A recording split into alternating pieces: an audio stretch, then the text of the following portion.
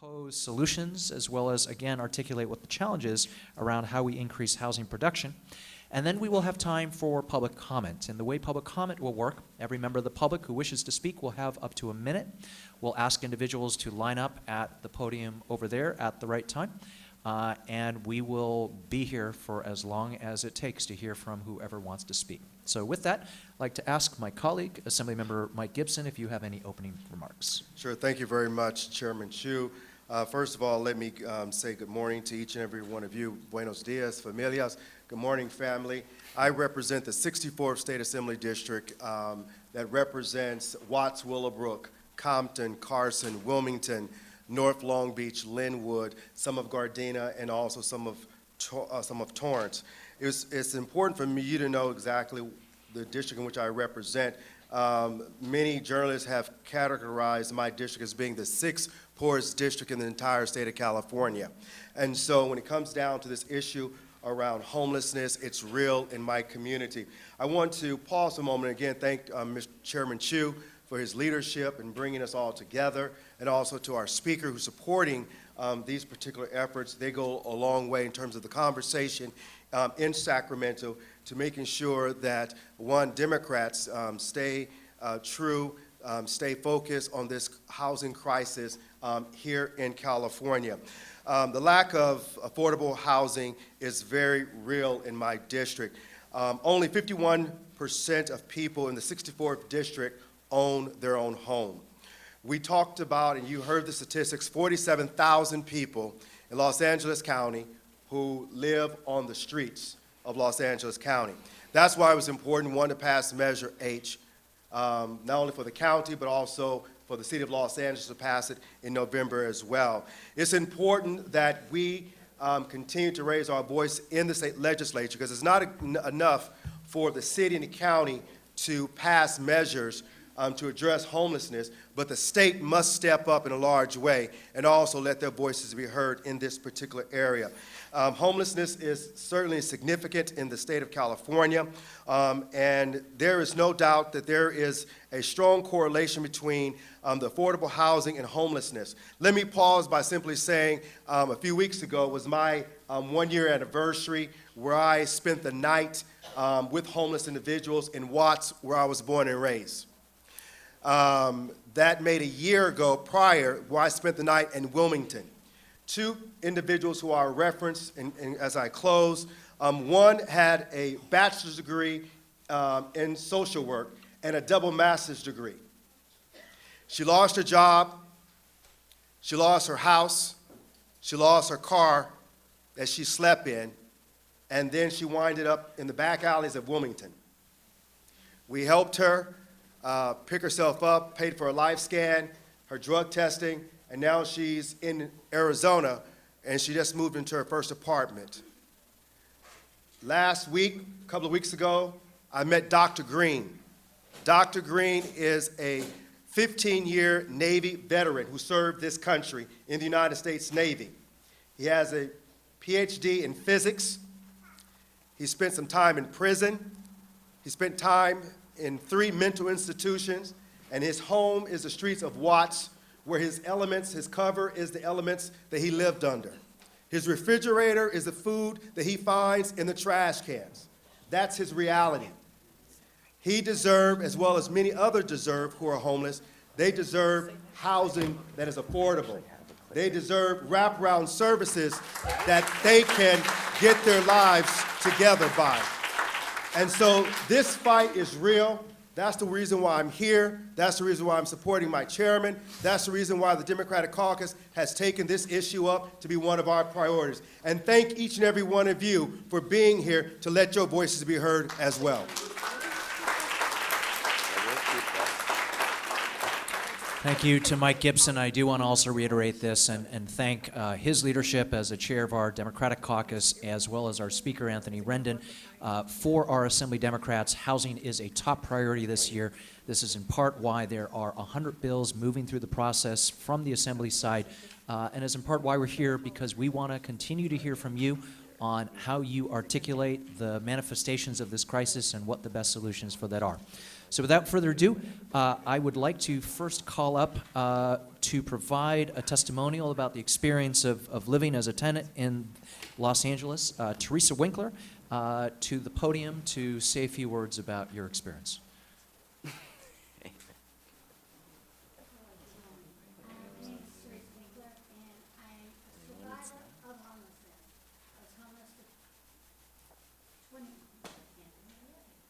For 25 years. I'm a recovering addict of 10 years clean and sober.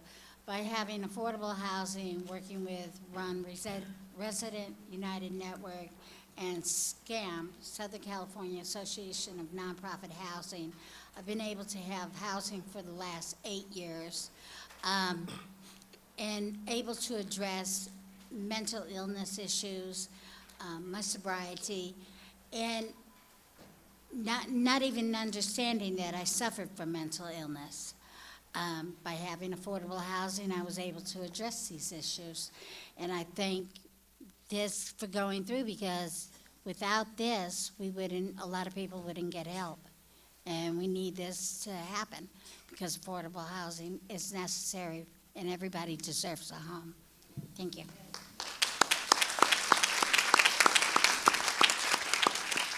Thank you, Ms. Winkler. We're going to now turn to our first panel to discuss the issues surrounding affordable housing and funding. We're first going to hear from someone who works within the affordable housing nonprofit community, Holly Benson from Abode Communities. If you can bring your mic a little closer to your... Testing? Oh, there we go. Yep. All right, good morning. Thank you.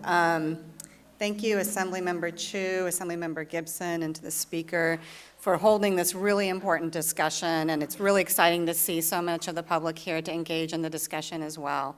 My name is Holly Benson. I am the Chief Operating Officer for Abode Communities.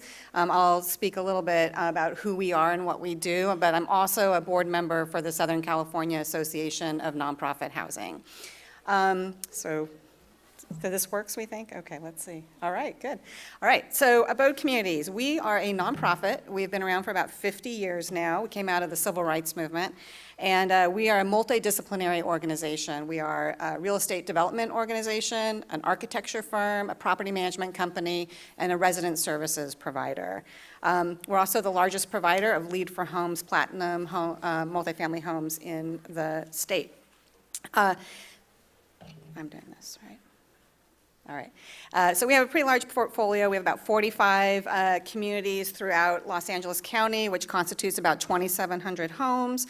That all adds up to about 8,000 people who are low income that we serve on a daily basis through our permanent housing. Through our work, we've been able to invest over $540 million in underserved communities, and we also focus on preservation of existing homes that to secure affordability for the long term. Startlingly for Los Angeles, a recent report came out from the county. It's in draft form, but it stands to be finalized sometime later this year. We have a shortfall of over 550,000 units for low-income renters in LA County. That's just LA County. We are not talking about the state as a whole, just one county, and we're just talking about low-income folks. That's just an awful number, that there's 550,000 households out there who do not have opportunities or access to housing. Add to it that at any given day, there are 47,000 people that are homeless in LA County. Another just astounding figure. And then, finally, these people are living somewhere, and most of these people are paying more than 50% of their income towards housing.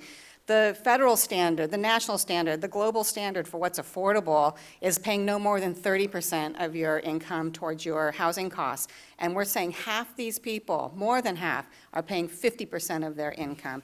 And you can imagine on a small income, if you're paying that much, how much less that leaves for other critical things such as your health care expenses, your children's school supplies, clothing for your kids. It's really just a dramatic way to live.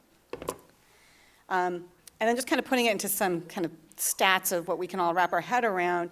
This is from 2016 National Low-Income Housing Coalition's Out of Reach report. They do this every year for every county, and just look at what does it take to afford rents in a certain region. So for LA County in 2016, the average fair market rent for a 2-bedroom, 1-bath apartment is $1,487. To afford that on a 1-income full-time wage, you'd have to make over $28 per hour. When you look at it in the context of what the minimum wage currently is for LA County, and granted there is some move on what the minimum wage will be, but just using the $10 current minimum wage, one would have to work 114 hours a week in order to afford that average fair market value apartment. So that's 2.85 jobs, basically 3 jobs. If you're a single mom like I am, can you imagine trying to work 3 full-time jobs and dealing with your kids, getting them to school? You're often relying on things like public transportation. You are living on the edge of poverty, if not in poverty at that point. So I want to move a little bit now into something that is admittedly a little wonky, maybe for the general public, geeky even, but I think for our assembly members here and the committee and the information they're going to take back to the state legislature, it's really important. So, one way, obviously, to address the affordable housing crisis is to build more housing, right? And I specialize in, at my organization, and many organizations like mine throughout LA and throughout the state, in developing what we call 100% affordable housing. However, to produce that kind of housing, it requires a lot of subsidy, and we are just seeing a dramatic decline in those subsidies in recent years. Our biggest hit locally was the loss of redevelopment agencies a few years back. We are still reeling from the loss of over $2 billion a year in housing dollars. You add to that some state programs that, the legislature of the past have had some good foresight in issuing bonds and creating programs, but those programs are about to be expired, if not already fully exhausted. So we have some programs like MHP, TOD, IIG, which the State Housing Community Development Division issued, that are fully expended at this point, and there's no plans to re-up them. Add to it the cap and trade financing program, which has been really successful thus far, there's some danger of that not continuing at the same levels due to some auction sales that have not been at the levels that were predicted when the program was developed. And then we have the federal programs, and you did hear Assemblyman Chu refer to this, that there's a lot of cuts coming out of DC, a lot of really critical programs that we rely on for housing production, the money to build our buildings through HOME, CDBG, Section 8. There's other programs that support our services. Those are all looking to be dramatically reduced, if not eliminated altogether. But I'm going to really focus on one very specific thing that hasn't been talked about a lot lately, broadly, but has been really big in the discussions in the affordable housing industry, and that is corporate tax reform. So bear with me, it's a little technical, but it's really important. So right now, the current corporate tax rate, the federal tax rate that corporations pay is about 35%. We utilize a program in affordable housing production, and it's the biggest tool in affordable housing production across the country, and it's a tool that I use in every single one of my developments. It's called low-income housing tax credits. And what happens with a 35% tax rate is we get tax credits, and then we sell them or syndicate them for about $1.10 for every dollar of tax credits. When corporate tax reform goes forth, that rate is going to reduce. President Trump has put out there something as low as 15%. Some folks have plans at 20%, other plans are at 25%. It's really wild right now. We don't know exactly where it's going to land, but it's going to be definitely lower than 35%. And what that means, kind of in simple terms, is that $1.10 that we used to get in equity is going to move down to somewhere between 93 cents and 98 cents. And what that really means for projects like the projects that I develop is that suddenly we're going to get about $1 million to $4 million less in tax credit equity that we would have otherwise needed. And that's just going to mean we're going to need more subsidy. So I want to do a quick case study to kind of give you the sense of, on a real project of ours, what this means. This is our La Veranda project in Boyle Heights that we've been working on for the last couple of years. It's a partnership project we're doing with Metro, where they own the land. They're giving a land donation to help us make this work. It's going to be 77 units serving households earning between 30 to 60% area median income, which, putting it in numbers, is for like a family of four, anywhere from, say, $24,000 to $45,000 a year. So again, we're really talking about working families here. It's a quarter mile from a light rail station, and it's about a $33 million total development cost. This, on the left side, are the different sources we use to develop our housing. And in the first column, before tax reform, before the November election, this was our financing plan for this project. We had a mortgage, we had the donation from Metro, and you see this big number of $27.5 million, which was equity that we were going to get from an investor who was going to buy those tax credits from us. And then we're relying on some city home funds, as well as another small program, Federal Home Loan Bank's AHP. To basically get to our $33 million development cost.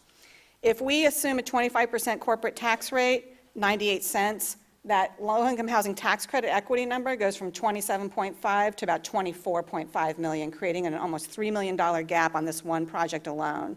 If we see the lower tax rate of 20%, we're talking about 93 cents on the dollar, which is going to basically make that gap $4.2 million. So this is a huge problem. You know, one project with a $4.2 million gap is huge. But when you look at our pipeline as a whole, this is the Abode Community's entire pipeline. We have about 8 projects right now, and I just did the quick math.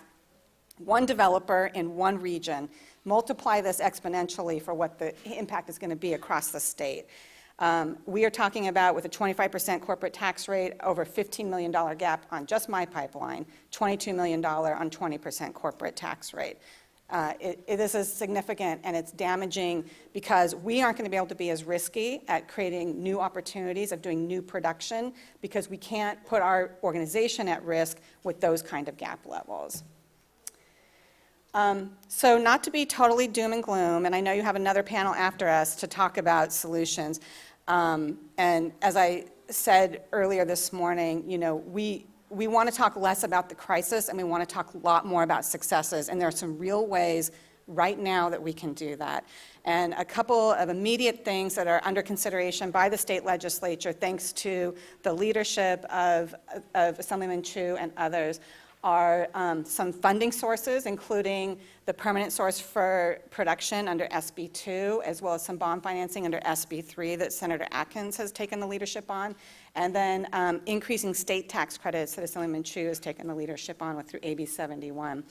And then there are land use tools that also could help really combat this crisis, and that would be, one in particular is AB 1505, which would allow for inclusionary housing throughout the state. So that's all I have to say, and there's my contact info if anyone has any questions.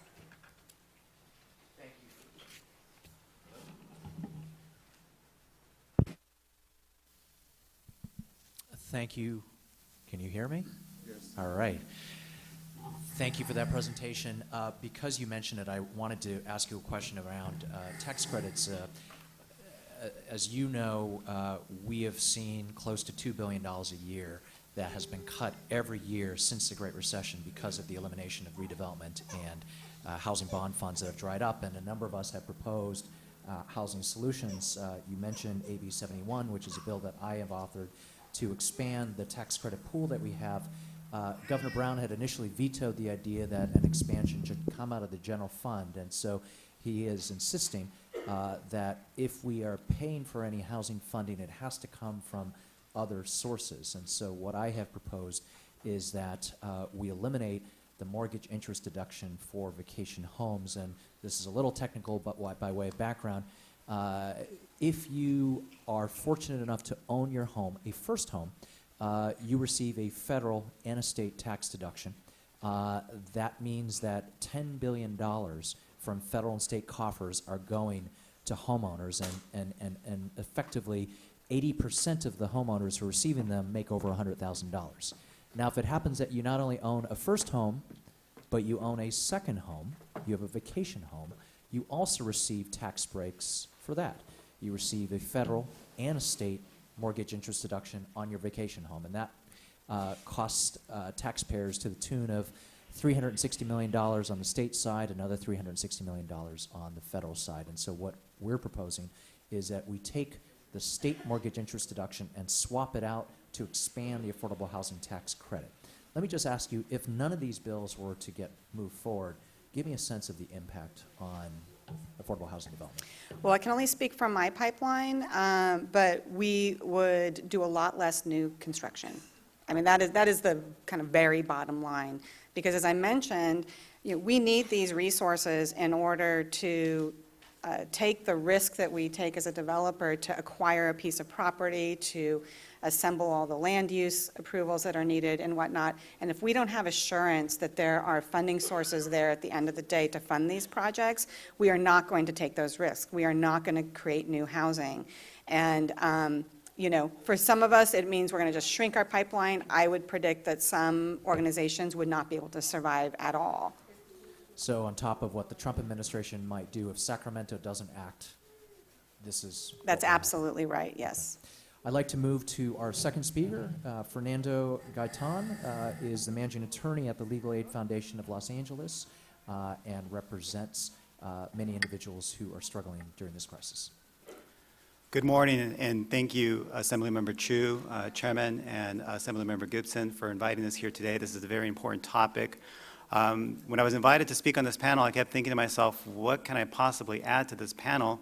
I don't finance affordable housing, and I don't build affordable housing, but one thing I do is I keep residents in their homes.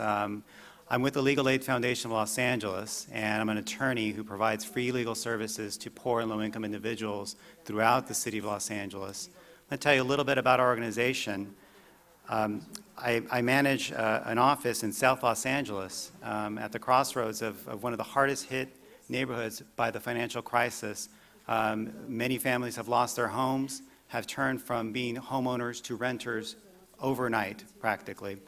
And in 2014, we formed the work group it was created to coordinate advocacy efforts using litigation, policy, and transactional legal support to address the root causes of poverty and to secure long-term solutions to housing stability for poor and low-income communities. To do this, we primarily represent clients in affirmative litigation and other forms of advocacy that center around preserving and expanding the options they have for quality, affordable housing that is safe and habitable, free from discrimination, harassment, and other forms of displacement. We also work on issues of environmental justice, civil rights, and basic legal needs of our clients seeking to affirm their rights. LAFLA covers most of the Metro Los Angeles with 5 community offices. We have 3 domestic violence clinics and 4 self-help centers that we co-run. And we serve communities as diverse as East Los Angeles, the West Side, South Los Angeles, Koreatown, and Long Beach. LAFLA is often the first place that people come to when they face a legal problem and they can't afford a lawyer. And the need is tremendous. My fellow panelists can speak to certainly housing development, financing, building, and so I'm not going to take your time talking about those things that I have no expertise in. It goes without saying that the housing crisis is a complex one that involves multiple layers and calls for multiple strategies to be used. We've heard today that there's certainly a lack of production and that the picture doesn't look too bright in terms of new production coming online in the near future, or at least it looks challenged. According to the Los Angeles Housing Element, the annual housing production necessary to meet the needs of moderate to low-income households in the city, the people that LAFLA would see as clients, is 5,700 units. But production has averaged only about 1,100 units per year for the last 10 years. It goes without saying that production of new units is absolutely crucial.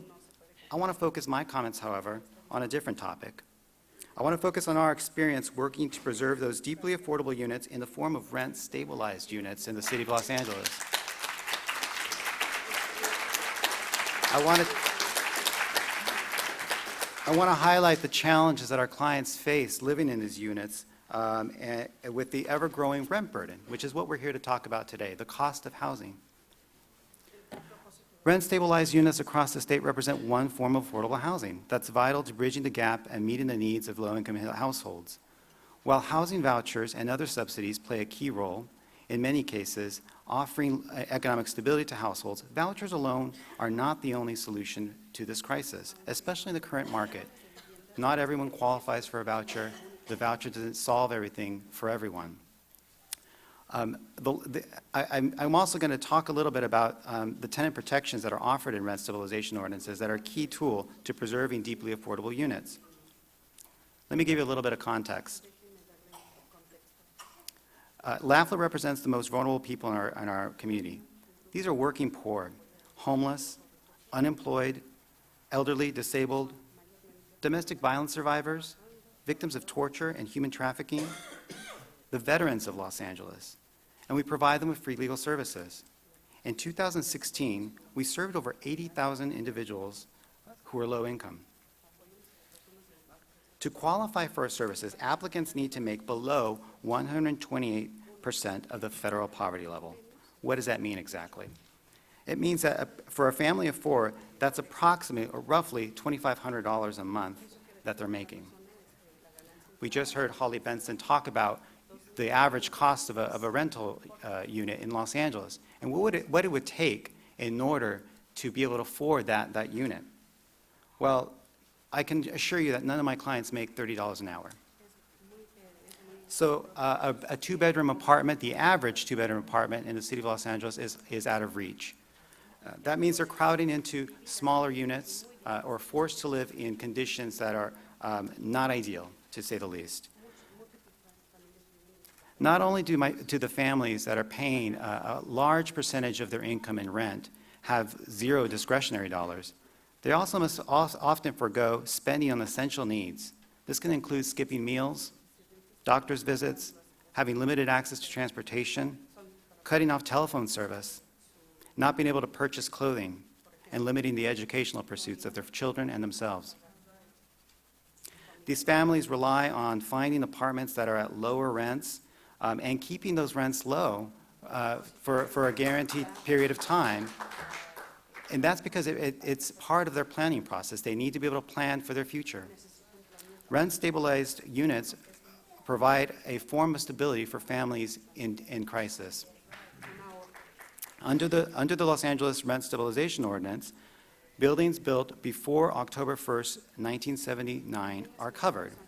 The reality is that there are fewer units falling under rent stabilization as the stock of housing built before that cutoff date continues to age. A growing number of buildings are removed from the rental market altogether under the Ellis Act, conversion, or demolition, or some other process. In 2014 alone, over 1,200 units that were previously rent stabilized were removed from the market according to data from the Housing and Communities Investment Department of the City of Los Angeles. This is more than triple than the year before.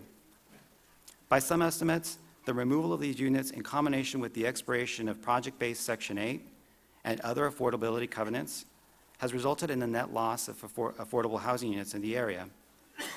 This shrinking pool of deeply affordable rent-stabilized units continues to add pressure on the most vulnerable families in our society. It squeezes them out of the rental market and forces them to endure abusive situations. To give you an example, we often litigate cases involving habitability and fair housing claims. These can include situations in which tenants are facing, their well-being is being placed in jeopardy by such things as pest infestations, mold contamination, faulty wiring, faulty plumbing, and lack of security. They also include cases in which our clients face discrimination and harassment in the form of sexual harassment and disability discrimination. Most consistently, the defense in those cases, the defendants on the other side, I hear this time and time again. Well, if things were so bad, why didn't you just leave? The reality is there's often no place to go. The reality is that many of these families are faced with the Hobson's choice of either living on the streets and remaining homeless or putting up with conditions that are unfit for human habitation. Obviously, more can be done to enforce habitability codes, and efforts are already being made at the city level. through a pilot program to improve quality repairs and stepped-up inspections. But these cases illustrate the predicament that our clients often face, in part due to the finite supply of affordable units. Being able to protect rent-stabilized units and have them restored to habitable condition often means our clients have at least some financial security for additional months, if not years. This gives them the opportunity to pursue options that will improve other aspects of their lives, such as education, a job, or health care. I mentioned earlier briefly that housing vouchers alone are not the solution. While for several years local housing authorities have been encouraged to place public housing in disposition and convert them to voucher-based system, it's unclear what that looks like in the near future. We know that. Vouchers undoubtedly do serve a vital role in many situations and give our clients many options for housing stability. That goes without saying. However, many of our clients can attest that it is becoming increasingly more difficult for many of them to even use a voucher and secure a suitable place to live in many parts of our city. This is due to the fact that payment standards for the vouchers are not enough to meet the level of rents demanded in many neighborhoods. Increasingly, vouchers are rejected by landlords that were once willing to participate in a housing assistance program. In many cases, voucher-dependent households are locked out of neighborhoods that offer the best options for jobs, education, transportation, and other opportunities to get ahead. I know another one of my fellow panelists is going to speak to the issue of homelessness, but I just want to highlight something that Assemblymember Gibson said, and that is that one cannot ignore the nexus between the lack of affordability, the lack of affordable housing, and the spike in homelessness in our city.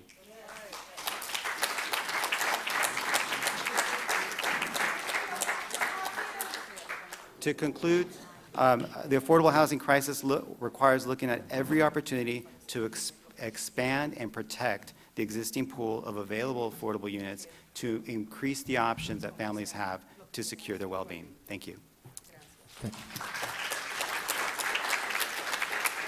Thank you for your testimony. Just a quick question. I represent the city of San Francisco, which in recent years has seen record eviction rates, record rent hikes.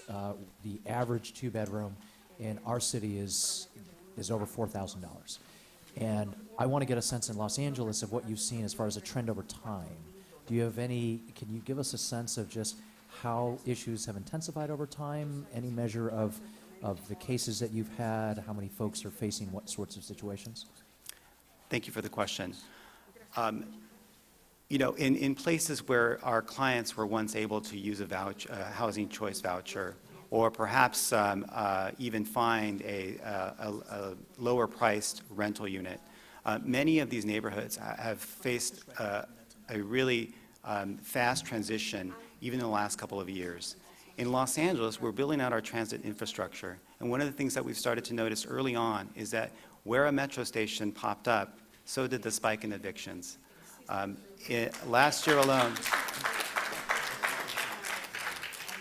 in the last few years, there's been over 50,000 unlawful detainers, that's the name for an eviction, filed in Los Angeles Superior Court. This has really overwhelmed many, not only courtrooms, but also legal service providers trying to assist families to stay in their homes. Neighborhoods that were once affordable are no longer. Landlords who were willing to accept a voucher or participate in a housing assistance program are no longer willing to do so. And what our clients are left with is very few options for housing. We've seen families doubled up. We've seen families live in illegal units. We've seen families having to move to places like Lancaster, the Inland Empire, far removed from families and social networks, far removed from healthcare providers, from education, and from jobs. Thank you. I very much appreciate your testimony. I want to just take a moment and recognize we've been joined by one of our colleagues from the legislature representing this area of Los Angeles. I want to welcome Miguel Santiago. And with that, I'd like to ask our next witness to give his perspective. We had wanted to hear from the perspective of working families and labor, so I'd like to introduce Rusty Hicks, who's the Executive Secretary Treasurer of the Los Angeles County Federation of Labor.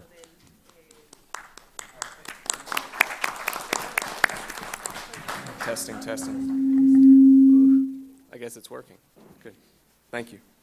Good morning, Chairman Chu, Assemblymember Gibson, Assemblymember Santiago. I want to thank you for the opportunity to speak before you today on what we all recognize as such an important issue. And I think if you look at the attendance to today's hearing, I think everyone understands just how serious this issue truly is. I'm the head of the LA County Federation of Labor. We're 300 local unions representing 800,000 unionized workers, hardworking women and men all across the county of Los Angeles in virtually every industry that you can imagine, whether it's entertainment, the service sectors, hotels and hospitality, tourism, whether it's the public sector, fire, police, public sector workers, those that work in the port and goods movement, and everything in between. We're proud to represent those workers. But I think in many ways this effort started for us as an organization of thinking about the impact of housing cost and rents for our members. Really, it was initiated through the Raise the Wage campaign here in Los Angeles. I think we quickly recognized in all the research that we were doing and the stories that we were hearing is that you could raise wages to $30 an hour and you would still see those wage increases gobbled up by skyrocketing rents. And I think as a result of that, we recognize that it's a daunting issue, not just for those that don't have the benefit of a union, but even those that are in a, quote, good middle-class job, unionized job. It's becoming harder and harder for them to pay for housing cost.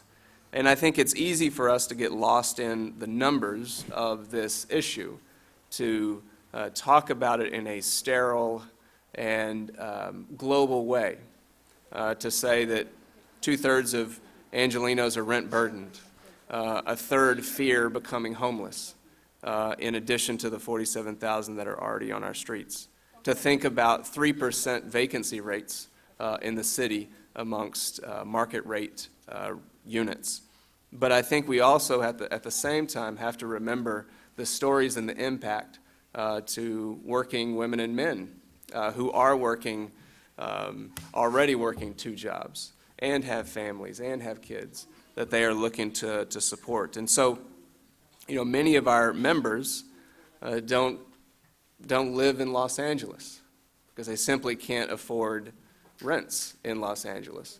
And these are folks with good paying jobs that simply can't afford a place to live in Los Angeles. And as a result, they're pushed further and further out to other parts of the region. So many of our members, the Antelope Valley is probably one of the largest concentration of unionized members in the county. Many of them live in San Bernardino. Many of them live in Riverside. And as a result, they're on the road each and every day driving into work and causing more burden and challenges within their own families. So more time in transit, less time with families. Certainly a greater, and I know we're going to talk about that later today, but a greater environmental impact where a transit system hasn't completely been built out as of yet. And so many of our folks are on the roads every morning and every night traveling to and from work. And in many ways, I think it's a slow erosion of community, that ability to live, work, and play in the same area, and a sense of connection to a sense of place. And so the question is, how do we address it? And I think first, it really takes a steadfast and continual commitment to a multifaceted solution. There isn't a one-size-fits-all solution to this challenge. I think it takes a little bit of everything, and it takes a little bit of everything over a prolonged period of time. We didn't get in this mess overnight. We're not going to get out of it overnight. I would say the second thing is that we have to view housing policy as not just about a home. It's an economic development opportunity. It's an equity opportunity.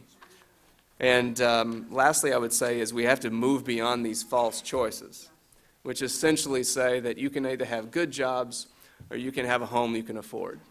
You can either address climate change in the environment or you can have affordable housing, right? And so I think moving past these false choices is an important step in addressing this issue. And just to give you a little bit of context as to, I know much has been said about ballot measures that have taken place in the discussion that's happened in Los Angeles, but I think in many ways, the public and voters are telling us something with each respective vote that is taken. So Measure HHH, the $1.2 billion for housing in the city of Los Angeles, really, I think for me, spoke to the need for housing at multiple affordability levels. So 80% of that was for permanent supportive housing, 20% was for affordable housing. So it was a recognition that there has to be, while we address the challenges for the 47,000 that are on the streets tonight, we also have to work to try to ensure that there's some level of prevention so that that number doesn't continue to grow. And with 77% of a yes vote in November, I think it was pretty strong and pretty clear as to where Angelenos were on that issue. The next in November was Proposition or Measure JJJ, Build Better LA. And I see many of our partners, members of the community and the housing advocates who stepped forward in partnership with labor, and they were a key and important part of ensuring, bringing the connection between housing affordability and good jobs. Going back to that false choice that I spoke of, we said we can go beyond the idea that you can have good jobs or affordable housing. And that measure really put in place some important affordable housing requirements, but also called out that there would be good local jobs attached to the projects that received a general plan amendment. The idea being the developer steps forward and gets something from the city residents should demand something in return. We said that was some affordable units as part of that project and good jobs. And what we meant by that was 60% have to be from a labor management apprenticeship program or have the equivalent experience, that we were making investments in our communities and training for workers to do those jobs. 30% have to be residents of the city of LA, and 10% had to be from disadvantaged communities, whether they were single parents or previously incarcerated or former foster youth. A number, 9 different criteria, you had to meet at least 2 of those. But in addition to that, there was also the creation of a transit-oriented community program, which would essentially allow greater density around major transit hubs, and also put in place provisions to protect affordable housing in future community plan updates, so that there would be no net loss in affordable units in community plan updates. And with 64% yes, I think the Angelenos were sending us a message with Build Better LA. The last point of debate in this conversation in Los Angeles has been Measure S. And I think there we, as a coalition and as a community, came together to stand against what was really a backwards-looking approach.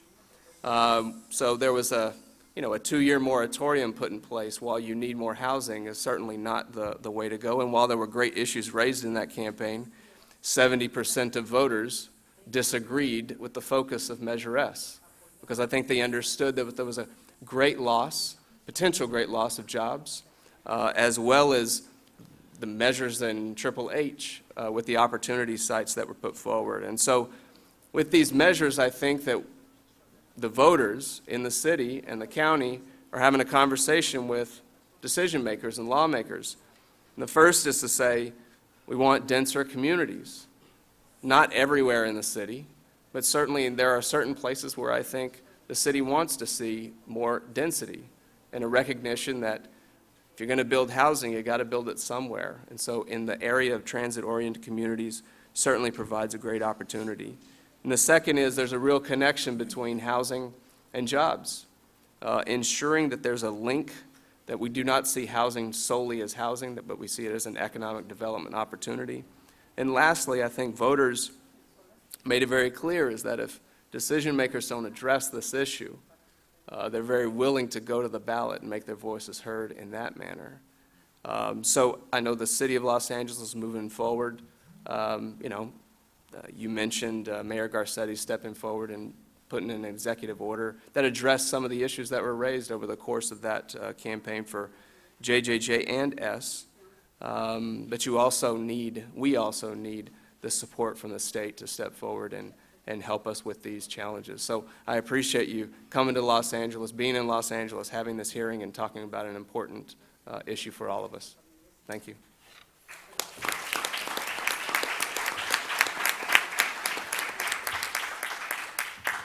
Quick question for you. I know recently the McKinsey Institute identified a lack of labor as one of the barriers to construction, and there's been a discussion, as you know, about the role of prevailing wage when it comes to construction projects. Could you give your perspective on those issues?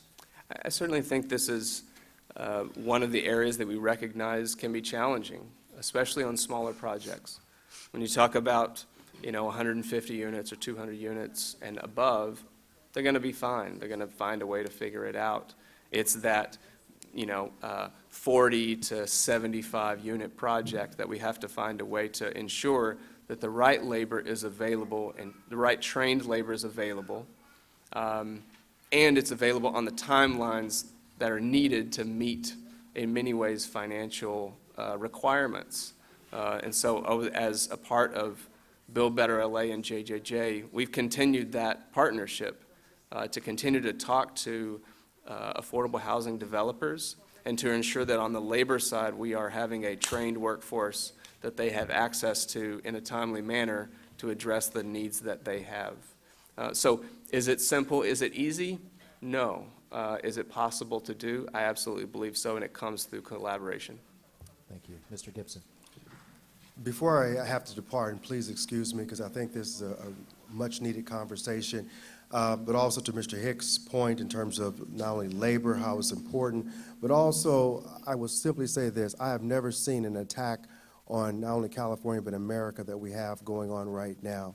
And I think these kinds of things will bind us closer together. One legislature, one person can't make the difference by themselves. So I'm going to encourage all of you, because what just came out yesterday with the president's budget will have a tremendous impact on California, on affordable housing, on jobs in America, that each and every one of you need to contact your member of Congress and hold that individual accountable. So thank you very much for giving me this opportunity to be part of this much-needed dialogue. Thank you.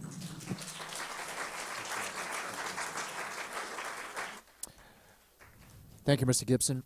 Our final speaker on this panel is helping to represent the community of individuals focused on homeless residents here in LA. Chris Coe is the Director of Homeless Initiatives for the United Way of Greater Los Angeles. Thank you. Good afternoon, or morning, afternoon, lunchtime, any three of those things. It is an honor to be with you all, and thank you so much, especially to our leaders in the Assembly, for coming down here. I think it reflects your commitment to understanding how important this issue is to all Californians, and Los Angeles specifically. Every time I speak, I think the main thing that comes to mind is the privilege that I have and many of us have to get to speak, to highlight the needs of our homeless neighbors, our homeless brothers and sisters who often don't get to speak in forums like this and don't get recognized in that same way. So it is always a privilege to get to share perspectives that should be important to all of us, and I think we all grow up with that compassion and care. So a few things I want to go over as we go through this. One, kind of just a basic introduction on who we are, what we're doing, how did we get started, kind of what brought us into this fight, what's been achieved, and where we are now. I think some of this would fit in the solution section of the day, but having to go early, I think, will bridge some of these things right here. So in terms of who we are and who I am, so Chris Coe, Director of Homeless Initiatives, Home for Good. Oh, with that, in such a heavy topic, I just wanted to be sure to let people know that my parents did not intend to name me after a cooking oil, but that is what my name came to be. But more importantly, in terms of how we got here and what we do. So Community Chest, if you've ever played Monopoly, United Way, we used to be called the Community Chest. That was our formal name back in the day. And our work, primarily at that time, a rabbi, a priest, and a businesswoman went into a bar literally and talked about how they could help the community. And what they decided was, at that point, the best they could do was raise money together and distribute that to charities in need. So we did that for over a long period of time. Most recently, about 10 years ago, we sat down and realized that the money we were giving away was not enough. And the charities that we were giving money to started asking us and saying, the things you want us to do with your money, we can't do with money alone. Policies, the systems we're working on make our jobs too difficult to just do with just resources alone. So that made us start looking at what are the systems, what are the policies in place, how do we use our platform not only to distribute funding, but also to improve systems along the way. One of the partners we thought was really important to this push, given that we were looking at the whole landscape, and part of what was happening in homelessness was that we were all pointing fingers at each other, saying, isn't that your piece to solve? Isn't that your problem to solve? And we wanted to be clear that this was our problem to solve, and this was on all of us. And so one of the most important partners we wanted to start with was the LA Area Chamber of Commerce, to show that this is not a progressive issue, not a conservative one. This is a human issue that affects all of us and taxes all of us as we speak.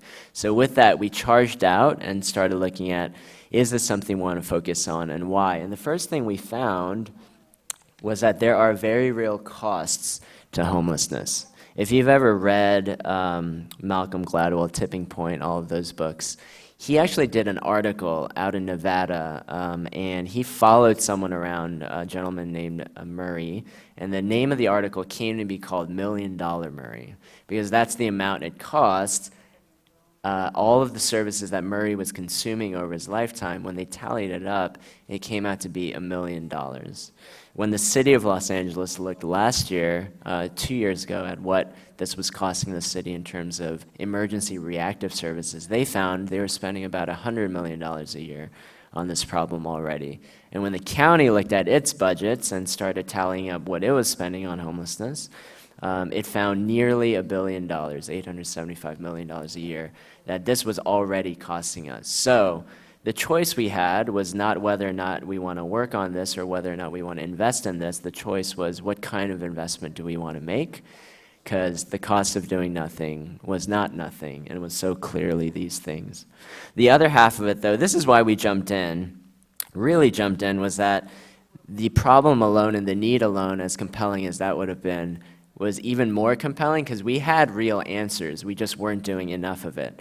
So this has changed over the last 10, 20 years in homelessness. Before, we were doing a lot of different approaches to it, but what we've seen over time, and this is part of what I want to share with you all, is that there are many reasons people jump into homelessness or land in homelessness. One common thread to all of the stories in terms of the exits and supporting our homeless neighbors out of homelessness is housing. That is one common thread threaded through all of those stories out of their exits to homelessness. To be very clear, it takes much more than housing, but something by definition it always requires is housing.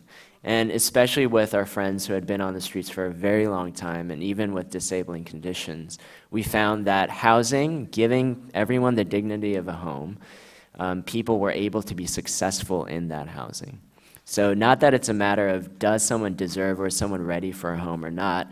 The question for us was, what kind of home are they ready for, and believing and trusting that there is a kind of housing that everyone can make it out of homelessness with. So one of those kinds of housing that Rusty referred to was permanent supportive housing, which we found is successful even when you have a certified lifetime disabling condition and you've been on the street for more than a year.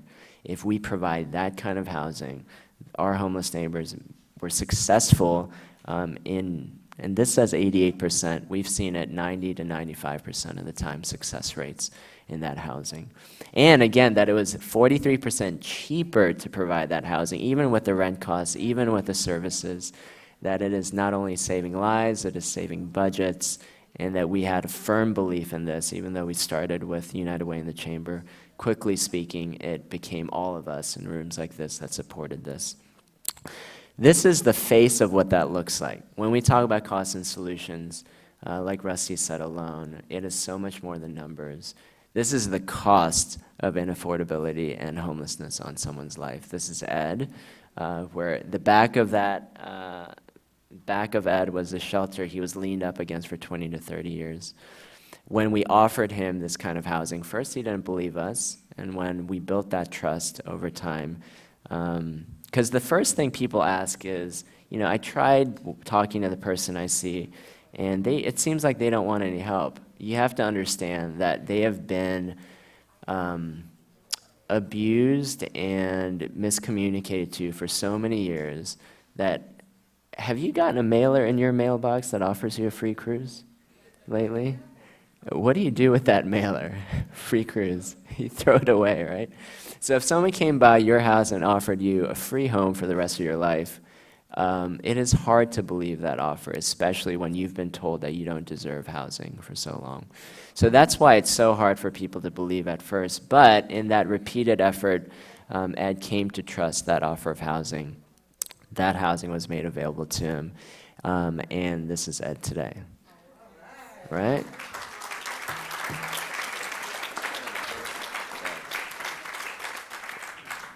So that is not only the cost of homelessness and inaffordability, that side, to be very clear, that is the real reward all of us reap from offering that dignity of a house to everyone, and what it means to restore someone's inherent productivity and just their relationship with all of us in a community. The other reason this is so important to us is that it is not only a Skid Row issue. United Way is a countywide organization, and this is a countywide issue. So even though Skid Row occupies so much of the most extreme of situations, and it is a travesty that it exists, the reality is also that that travesty exists in all of our communities. And 90% of our homeless neighbors actually live outside of Skid Row. So Skid Row, that dramatic suffering only represents less than 10% of our county's struggle with homelessness and our battle with inaffordability.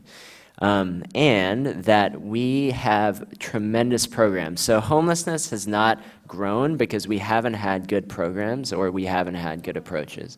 It's been what it is because we haven't had systematic responses to that. So I was at an innovation conference about 5 to 6 years ago, and we were talking about charter schools and education, and they were saying, you know, this was in reference to charter schools, they said, we have 10,000 pilot lights across this country, and we still don't have central heating.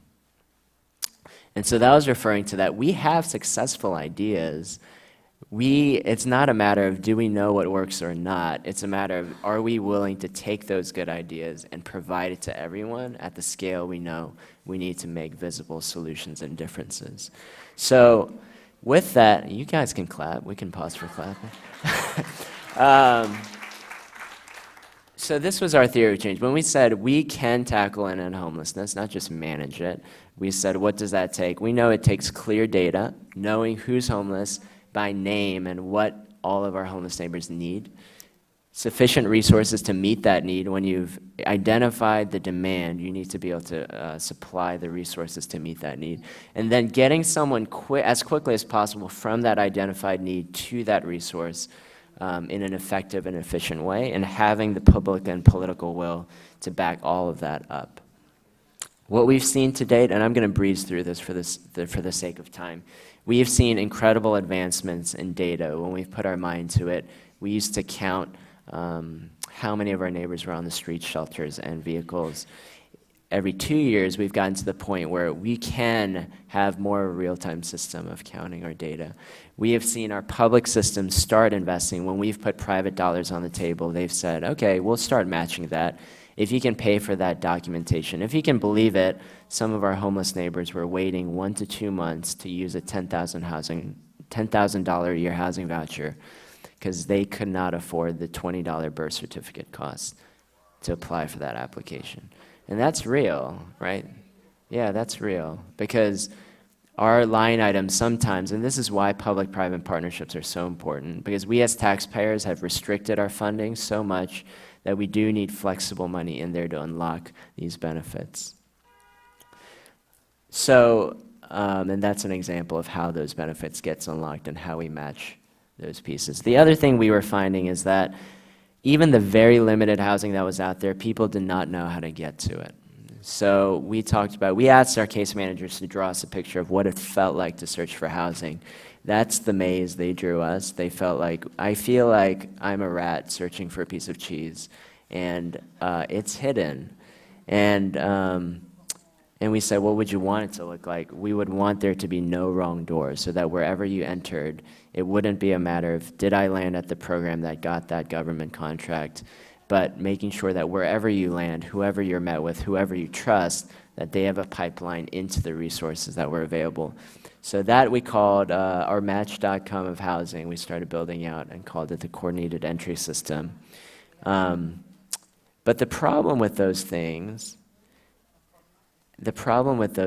was that Match.com did not have enough fuel on the other side. So it was like funding a 911 operating system and not funding the police officers to respond to that system. And so when people ask, hey, I called about housing, I called for help, where's the response? It's because we had 3 to 5 outreach workers, I think, for an area, the San Gabriel Valley, the size of 2 to 3 states easily. So when you're wondering what's going on, where's the response, we just haven't fueled that cost. And what the story that led into Rusty's story was our city and county elected officials and leaders here saying, we want to take stock of the situation. The Assembly Democrats held a press conference to start this event, being firmer about the declaration of the crisis we were in on affordability, and we had that same moment a year or 2 ago, when we said, we have a crisis in homelessness. We need to respond, and our elected officials did. And part of what they found, and this, by the way, it shows that we have seen, when we put all these pieces together in veteran homelessness over the last 5 years, you don't attract more people who are homeless. You just make sure they get off the street and you help. And this shows that when we have invested in veteran homelessness over the last 5 years, it's gone down by 60%. But this, yeah, absolutely. But this is the part of the story that remains, which is that homelessness is more visible than ever, with a couple settlements that we've had that ensure that our homeless neighbors have the access to their properties. It means that sweeping people off the street was never a viable solution, but especially now is absolutely not one that that will end our homelessness crisis. I think the Chronicle, actually, in San Francisco, did a tremendous story following people in the district and seeing where they went after they were their encampments were cleaned out. And that article had a map that was like this. It showed them just going around in circles from one site to the other. So when you just clean up the site expecting the problem to go away, it does not. And the only solution to that is providing the housing that we have. Because this is what we want, this is what we had. Right? We had a third of the housing we needed to help our homeless neighbors make it off the street. And when our city and county leaders looked hard at the numbers and worked with independent analysts to see what it would take, we found it would take $450 million a year to actually make a visible difference and a serious difference in homelessness, and probably another couple billion to construct the housing we needed. And rather than be shocked or dismayed by that, I think we were all relieved to finally know what it would actually cost us and what it would actually take. And that we would be challenged to see, did we have the will to actually step up to the plate and solve the issue? And so that's the story Rusty was talking about in our measures. When we looked at these victories and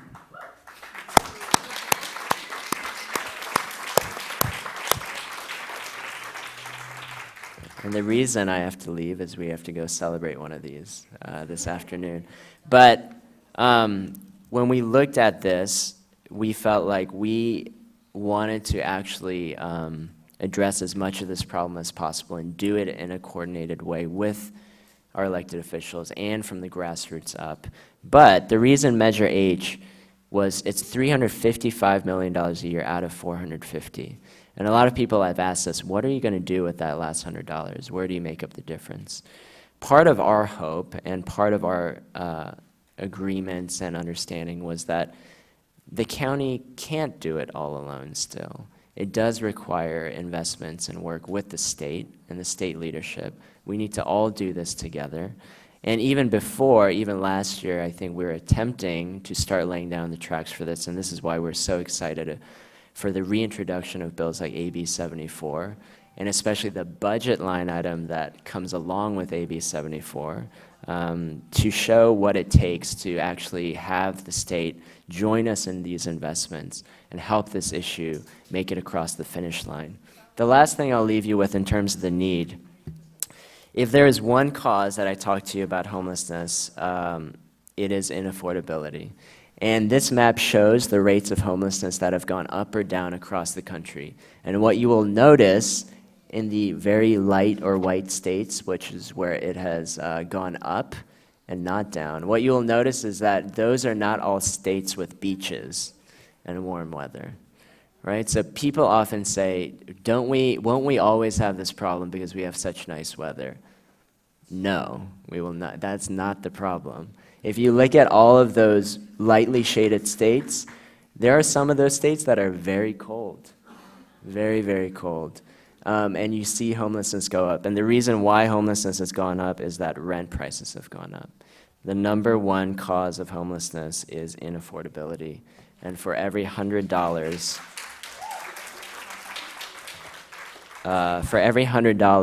of rent on average that goes up, homelessness increases by 15% in urban areas, 39% in suburban and rural areas. So there is a very clear correlation and even a causation. All things. All things. And I think it's important that we're all here because getting to fix that problem of affordability requires all ideas and all solutions and a healthy debate on what helps housing actually happen and be more affordable. So we thank you for coming down here, having this conversation with us, having commitment to this issue. And I just want to be clear that we all understand there is a solution to homelessness. Housing is key to that. And it will take incredible leadership on both public and private sides to do that. Thank you. Yes, sir. Excuse me, if we could just have one person speak at a time, and obviously we will have time for public comment. Mr. Koh, thank you for your presentation. I also want to appreciate your mentioning of AB 74. I had authored this bill, Our Housing for a Healthy California, premised on what you just said about the importance of housing first, the idea that we are spending billions of dollars on a revolving door of emergency rooms, jail health services, outpatient mental health services, and we ought to be prioritizing supportive housing that wraps social services around folks before they become homeless, and we know that is more humane and it is more cost effective. And I want to mention we've reintroduced this bill. It was vetoed by Governor Brown. And we've reintroduced the bill, and coincidentally, I'm sitting next to my co-author of this bill, Miguel Santiago. The two of us, we are trying to lead a conversation in the legislature about what it means to, again, use our tax dollars more wisely and be more humane by putting a supportive housing roof over people's head. My question to you, given the governor's veto, if you had to point at the 2 or 3 most effective reasons why we should do housing first, what would they be? What's the most succinct argument you can make in 30 seconds? I'd say one, because it saves lives, and secondly, because it saves money. It works. It has been proven time and time again in every single study. People want to keep doing studies on it, and the conclusion keeps being the same. So I'd say let's stop researching it and start doing it. That's pretty succinct. That's pretty succinct. Thank you very much. Mr. Santiago, do you have anything you'd like to add? Yeah, no, absolutely. And I'll take the approach to be a little bit provocative, in a conversation. Because if you really want to have an honest conversation about housing affordability, you've got to be a little provocative and challenge your own ideas, because not all ideas are facts. Not all things that we think are going to work, but we do know a couple of things, right? What we were doing in the past just wasn't working, because the reality is we don't have enough housing. Housing is too expensive, and at the core root, that's what happened when we were doing what we're doing. Now, I would challenge my colleagues at the county level to say we actually initiated some of these conversations early on. I might remind you that in 2015, there was a couple of us who were freshmen at the time, myself, Mr. Chu, and Thurman, who circulated in the legislature a proposal to fund $1 billion worth of affordable housing dollars. And we did that not thinking that, actually remember our conversations were, well, maybe get 100,000, maybe we'll get 200,000. Well, it ended up being about 400 million that the governor wanted to proceed, but he had this thing called by right stuck next to it. And the reason I throw that out there is because if you really want to engage in a conversation about housing, and I'll point and piggyback off of what Mr. Hicks said, you've got to think about it a little bit more creatively. And you got to start out with some facts. And the conversation about housing is a very heated and emotional conversation like health care. Because we just went through in LA an initiative that would have stopped the construction of housing. Now think about the premise. And I said that because some people hissed, et cetera. But this is the challenge I put to you. Suspend what you think for a second and think about facts. If for a second we think that we're going to solve the housing crisis by not constructing housing, it's just not logical. We've got to think about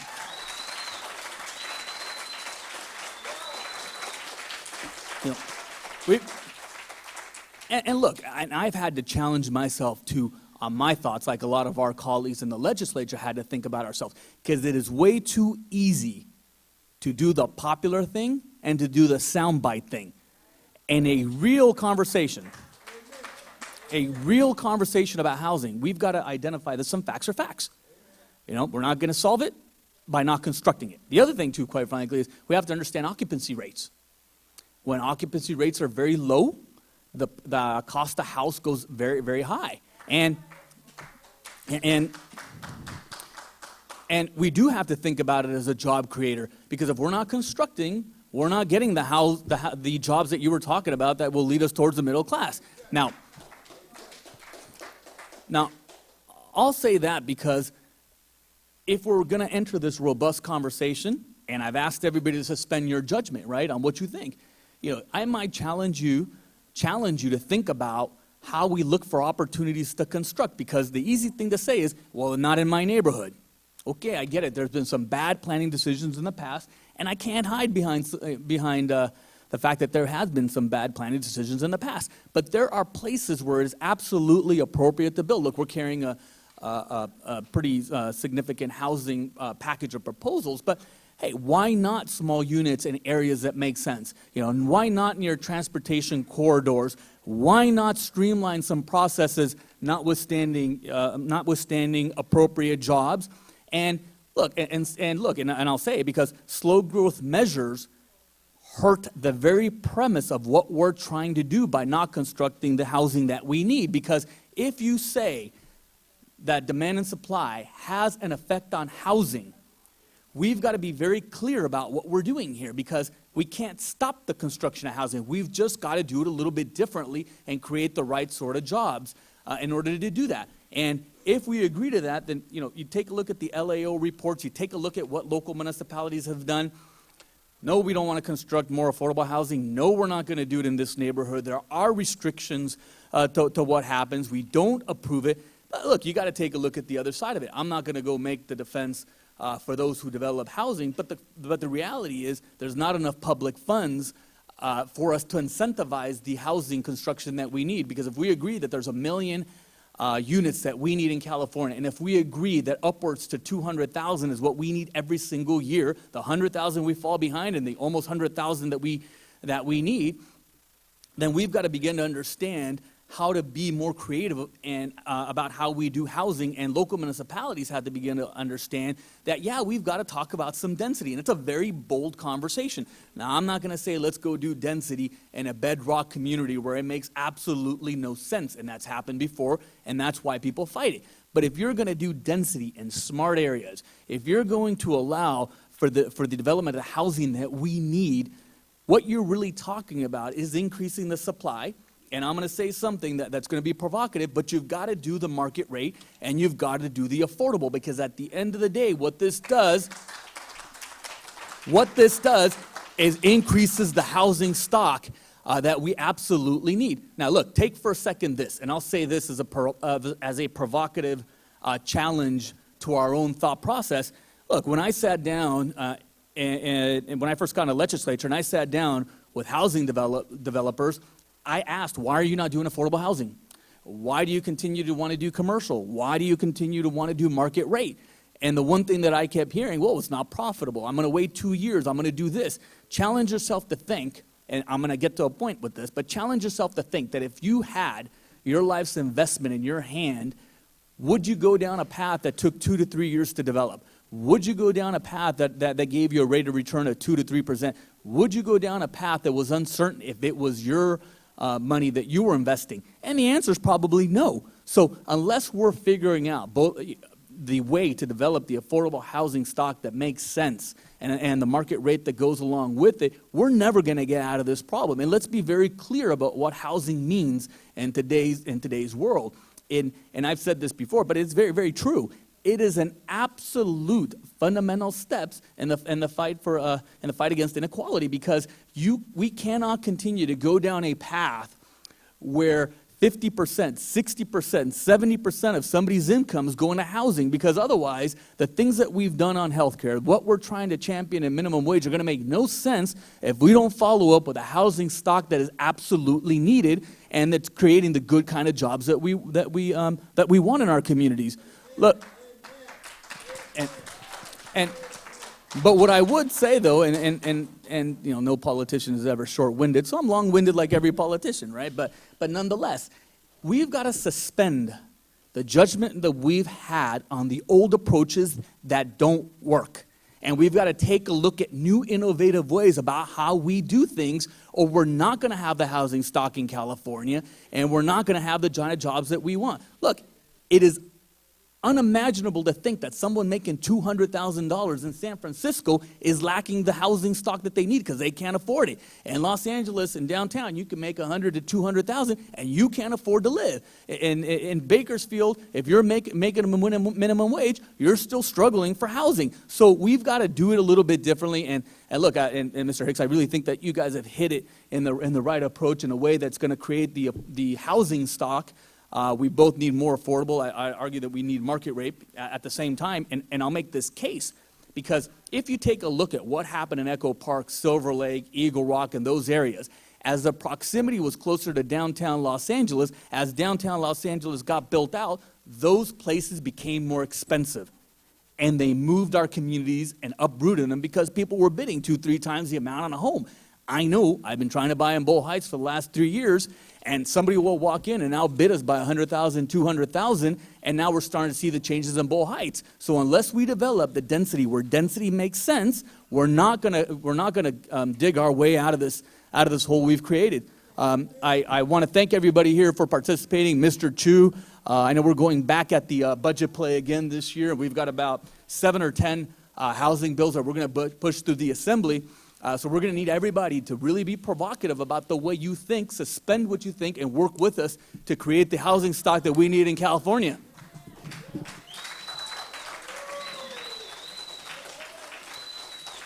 Thank you, Mr. Santiago, for those comments. And one thing I'll just say in response is we often share notes about the experience of our cities. In my city of San Francisco a few years ago, we had a very similar ballot fight.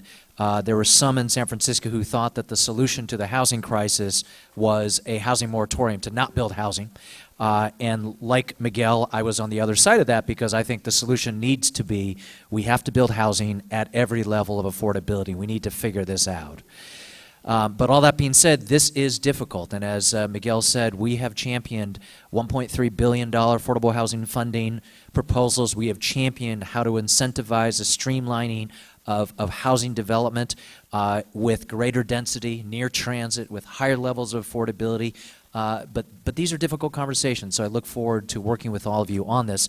I'd like to thank our panel, excuse them because I know they have places to go, but if we could give them a round of applause, please.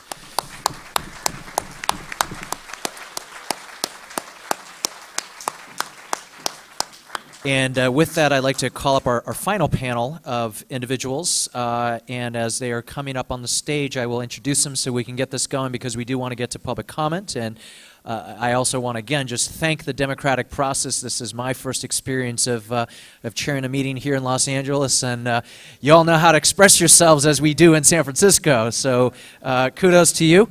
But we have four. But we can do better in L.A. So we have coming up to the dais representing the Los Angeles Department of City Planning, housing planner Matthew Glensney. We also have from UCLA, the Luskin School of Public Affairs, the Associate Professor for Urban Planning, Professor Paavo Monkonen. We have from Armbruster, Goldsmith, and Delvac, partner Dave Rand. And then we have the senior attorney from the Natural Resources Defense Council, David Pettit. And if we could ask our panelists to please come on up.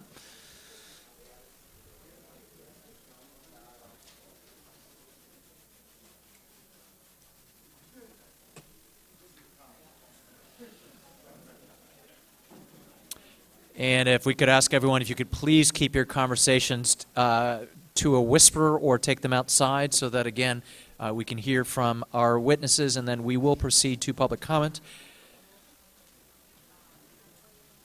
So let's hear first from our Department of City Planning.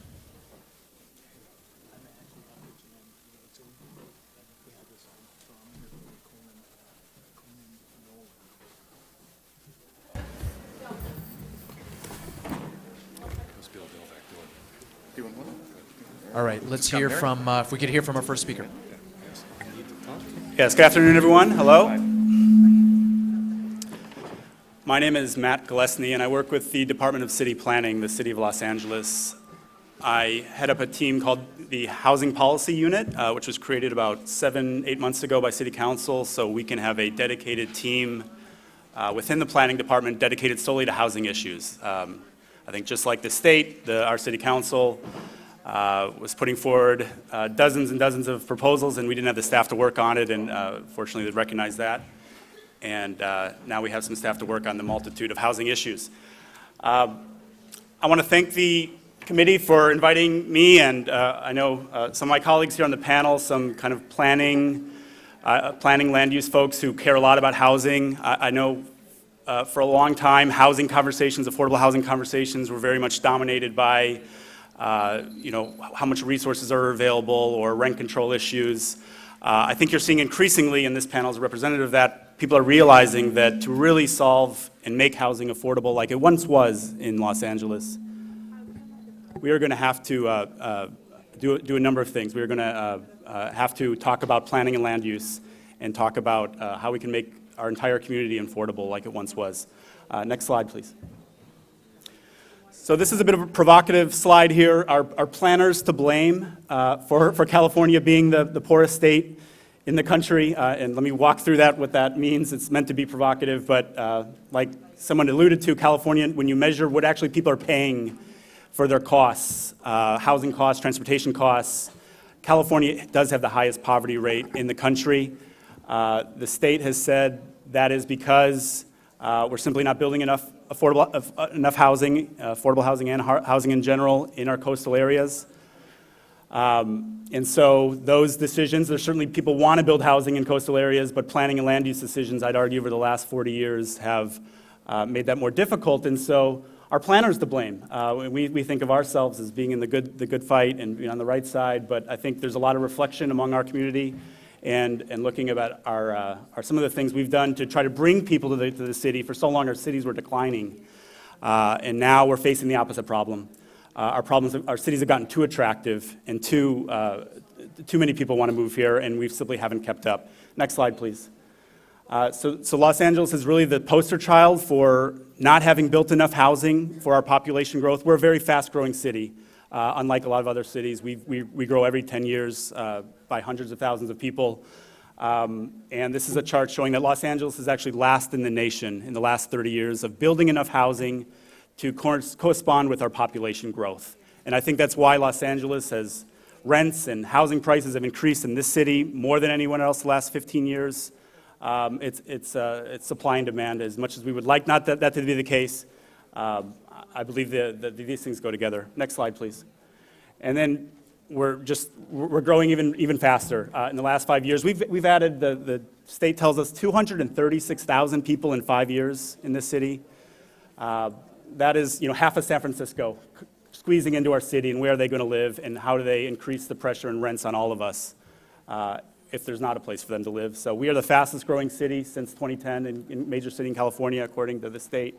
50,000 people last year alone. It's an immense challenge that we need to look at. Next slide, please. And this is what happens when you don't. You have the lowest vacancy rate. We have the second lowest vacancy rate currently of any major metro region in the country. 2.4% vacancy rate. This is why there's so much pressure on the rents and so much pressure on renters. So much difficulty. You're competition, and there's just no vacant units available. We are at the lowest vacancy rate, well below where we were during the last boom. This is truly a scary rate, 2.4%. It means the landlords have all the power, and renters have very little power. Next slide, please. Please, thank you. If I could please ask everyone to be respectful to panelists, you will have your time on public comment. I'm staying here.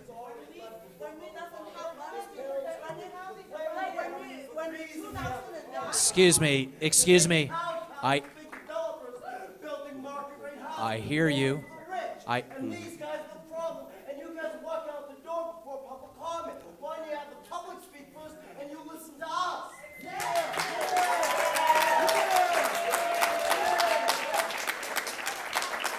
Sir, thank you for that. I will remain for this entire hearing, and I will obviously, everyone obviously has different schedules, but I am going to ask the panelists if they could proceed as expeditiously as they can.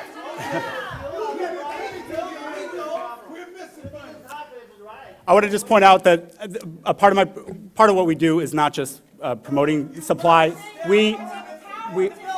I understand. And that's why we're here, because you rubber stamp permits. Okay, thank you. We were going to talk about preservation. It's very important to preserve the low-income housing we have, and we're going to touch on that as well. I understood this to be about. Thank you. Next slide, please. So this is how. Are they going to wait so we can ask them something, or are you going to keep it secret till later? Are you guys going to stay so we can ask you some questions? I'm happy to stay, sir. I'm happy to. The quicker we get through this, then we'll get. I'm happy to stay. Yes. So I want to talk about how the state and the cities plan for housing. Excuse me, sir. Excuse me, please. In order, I will ask. I don't know what everyone's. Excuse me, sir. I'm trying to conduct a meeting if we can. I'm about to ask them. If you give me a moment, please. I just listen. I understand there are many perspectives on this issue. This is why we're in a housing crisis, because there are so many perspectives, and there are multiple perspectives here. This is a democracy. Absolutely. So I would actually just ask for respect as we listen to each other in this conversation. Let me ask, how are you able to stay this afternoon during public comment? Because what I might ask is if you're able to abbreviate your presentations, and I know the work you provided. I appreciate it. I respect it. So,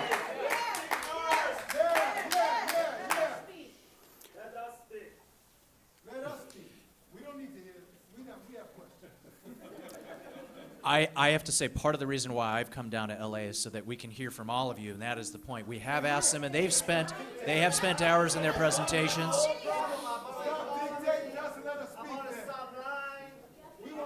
Again, the protocol in these committees is that we hear from our witnesses, and then we have public comment. I understand that, and I appreciate that. Again, if I could ask our panelists if you could keep your presentations, brief. If you could keep your presentations brief, and then we will get to public comments. Thank you, Sure. please. So I was going to talk a little bit about just how the state and cities plan for housing and our housing needs. But I think I'll go through that. Next slide, please. So this is basically what we get as a city. Every 8 years, we are given a number of how many housing units we have to build to keep up and not have rents increase faster. Our number is 82,000 units for the city of Los Angeles until 2021. 57% of those are meant to be below market, and obviously, as the speaker alluded to, we're not building enough affordable below market units. In my mind, that begs a question of do we need to build more housing to actually make sure that housing does serve middle and lower income folks? So that's one question I have. We go through this exercise, we have to identify sites. This is what our map looks, where we have sites to build housing. Next, please. Next, please. Next slide, please. What does market rate mean? What the market rate means? Market rate is basically housing that doesn't have an affordability requirement. Please. Thank you. So this is just a representation of the city of Los Angeles, the amount of housing we have built in single-family and multifamily in red. We've averaging about 7,000 units the last 25 years or so. Our goal is to build 10,000 to keep up. The mayor's goal is 12,500. You can see we've met that, and we're on track to meet the Mayor Garcetti's goal of building housing. But that top line is actually what the state has told us. If we really wanted to keep rents affordable every year, that's the amount of number. I wanted to show that just for the scale that we are talking about. Next slide, please. So this gets a little wonky. This is what I mentioned, where we have to plan for our housing. Every city has to show that they have a plan to build enough housing. I was going to make a comment. There's a lot of talk at the state level about these formulas, and do these formulas need to be adjusted? I was going to make a point that right now, the formulas basically reward areas that are growing fast already, or in other words, areas that are growing fast, like Lancaster, Riverside, Antelope Valley. Through the planning process, they actually are encouraged to keep growing that fast. Areas that have been growing slow, like Los Angeles, are not asked to grow as fast. So that's, excuse me, I was trying to cut through it a little bit fast. That's called the Regional Housing Needs Assessment. This is what the state assigns to every region, and then regions is allocated to every city. This is how many housing units you have to build to keep rents under control. It's the arena. I will take questions at the end. Thank you.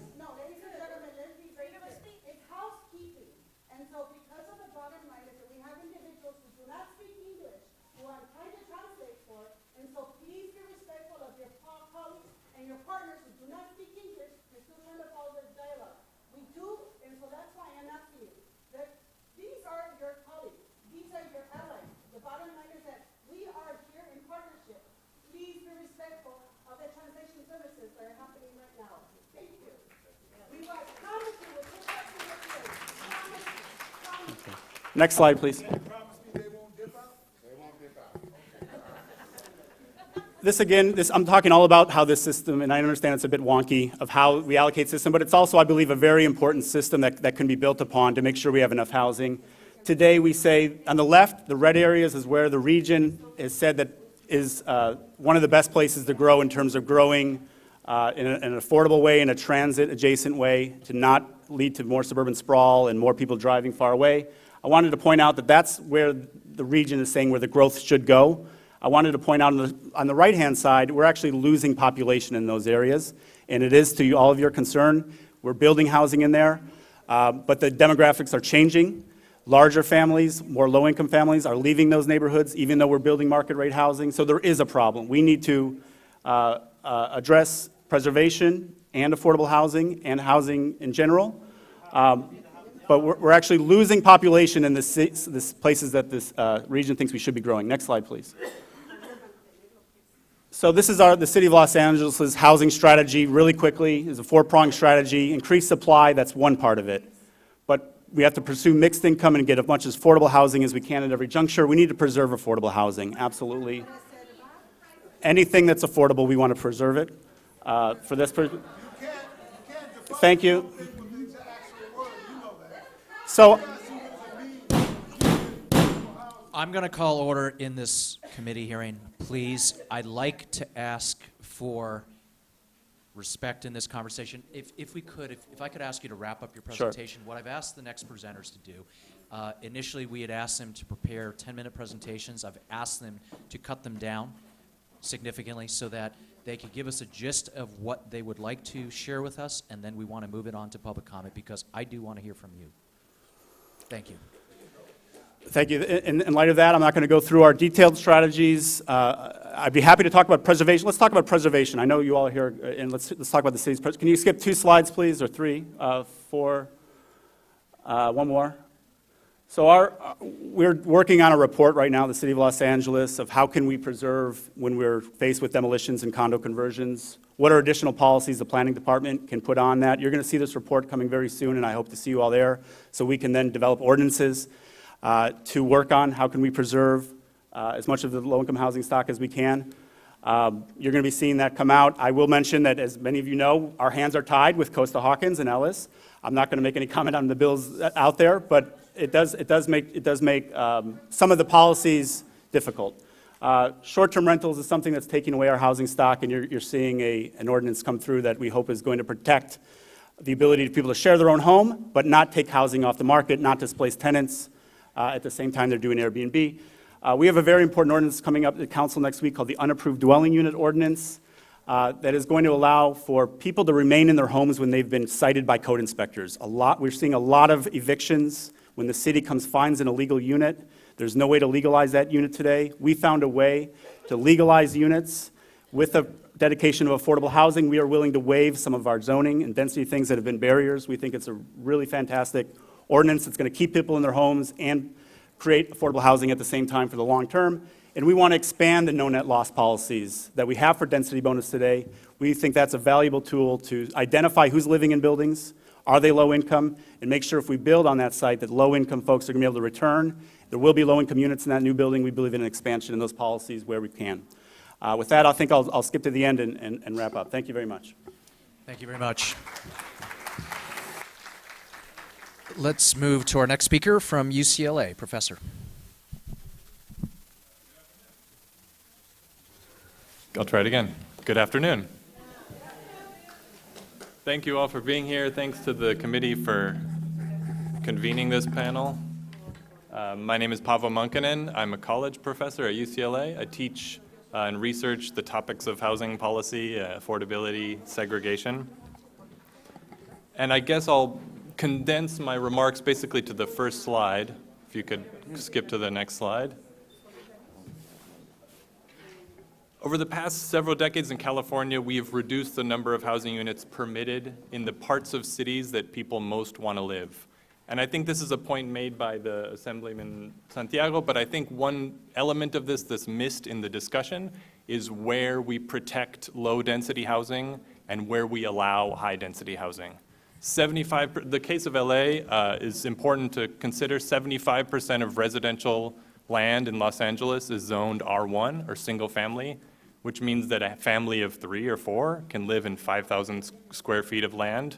And we have a leftover set of parcels where we're condensing all of our development in super tall skyscrapers, which are more expensive to build than what we used to do in the city of LA, which were low, mid-rise, dingbats, courtyard apartments that used to be a big source of inexpensive housing and could potentially be a source in the future of inexpensive housing if we were able to increase density in these R1 single-family neighborhoods. And part of this is because of the relationship between who lives in those neighborhoods and political power, and that's something that I'm glad to see a lot of energy about, and I hope that the activists lobbying for preserving affordable housing stock, or stock of housing that's affordable to people with low incomes, can put some of their energy also into increasing allowable density, not necessarily in low-income neighborhoods. In fact, we could limit the demand for housing in low-income neighborhoods if we allowed for more housing in high-income neighborhoods, the west side, perhaps. Okay.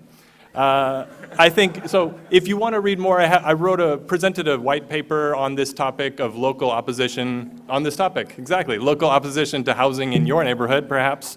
And that's available on. Okay, right. If we Thank you allowed very for much. more than Thank you very much. single-family. Please, Yeah, continue. thanks. And so if you want to read more, the papers on there, my emails related to that. I'm a professor at a public university. Welcome all emails from you. I think, kind of my main point is the issue of collective action and what the state can do. So nobody wants new housing in their neighborhood. This is something I learned from my research about this. Almost every group has a reason to oppose increased density near them.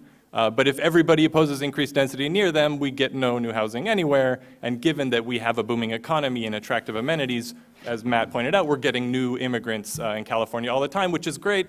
And I think we should build housing for them. The question of where that housing gets built is at issue, I think. And we want to make sure that we don't destroy existing stock that's affordable to low-income people. And we want to maybe destroy the housing that's affordable only to rich people in order to build less expensive housing there. So I have a couple of points about specific bills. I'm glad the Assembly is taking up this issue this year to advocate for democratizing the planning process and increasing state involvement. The state needs to push cities to build more, and push cities to build more in certain parts of the place.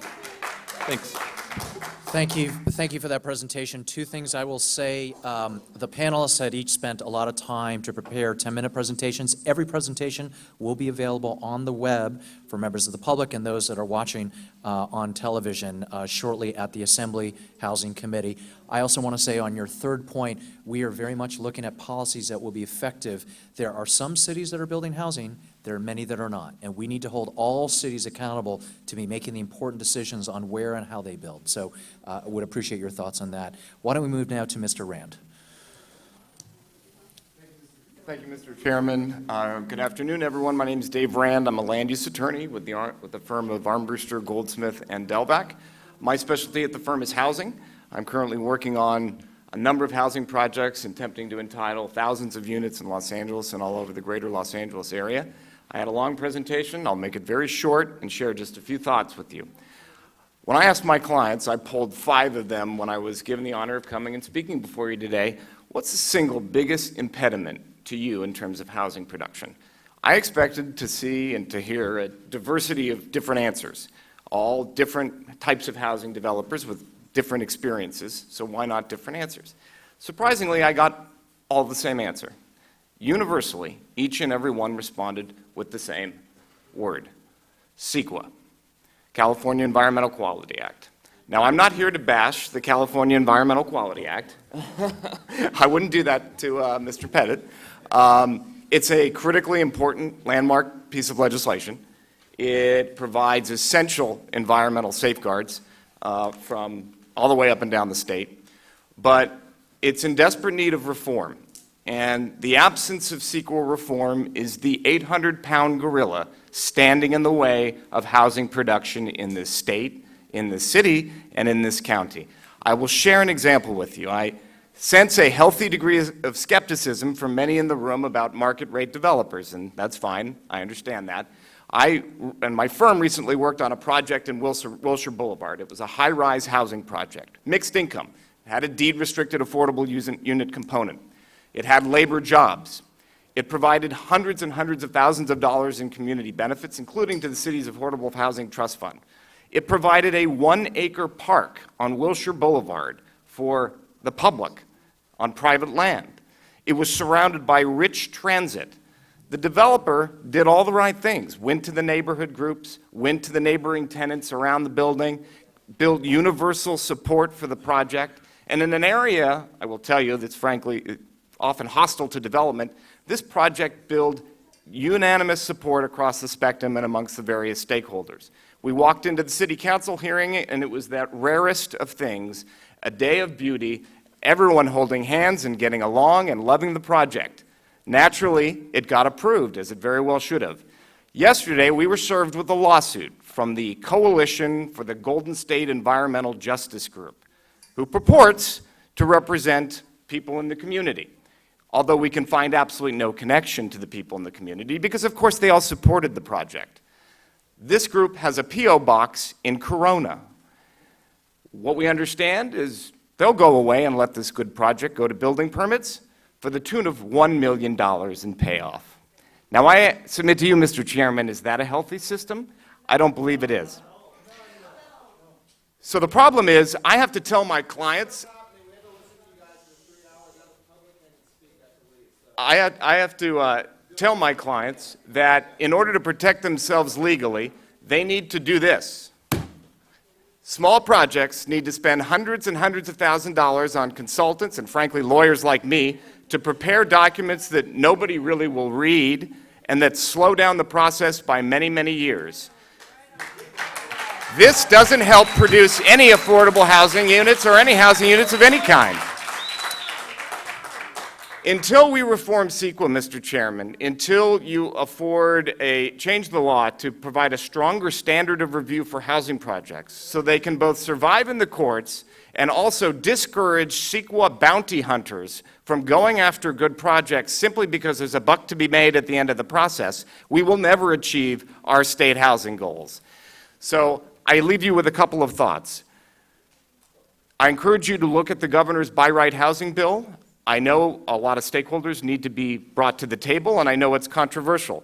But I submit to you, if a project is consistent with the zoning, includes an affordable housing component, doesn't displace any rent-controlled tenants, is next to transit, and doesn't have environmental impacts, why shouldn't that housing project be streamlined and expedited and be given building permits without spending years in the process and hundreds of thousands of dollars in expenses in order to get there? It's a desperately needed reform, and more than anything, and more than any item that's been put on the table, I think would do more to help our state achieve its housing production goals. I would also encourage you to expand the good work that was done a few years ago with SB 375 and expand and tighten some of the CEQA exemptions that are in the existing law, but local jurisdictions struggle with because oftentimes the findings are ambiguous and they are opportunities for lawsuits and litigation risk.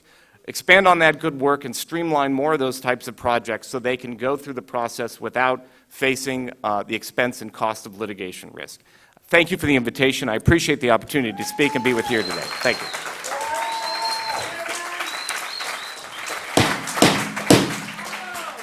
Thank you. Now to present potentially a slightly different perspective from the environmental community, from the Natural Resources Defense Council, Senior Attorney David Pettit. Thank you very much, and thank you for the invitation to come and speak. It's now this afternoon. I'm a lawyer with the Natural Resources Defense Council. We are a national and international environmental group. We also do some housing work, which is a surprise to many people.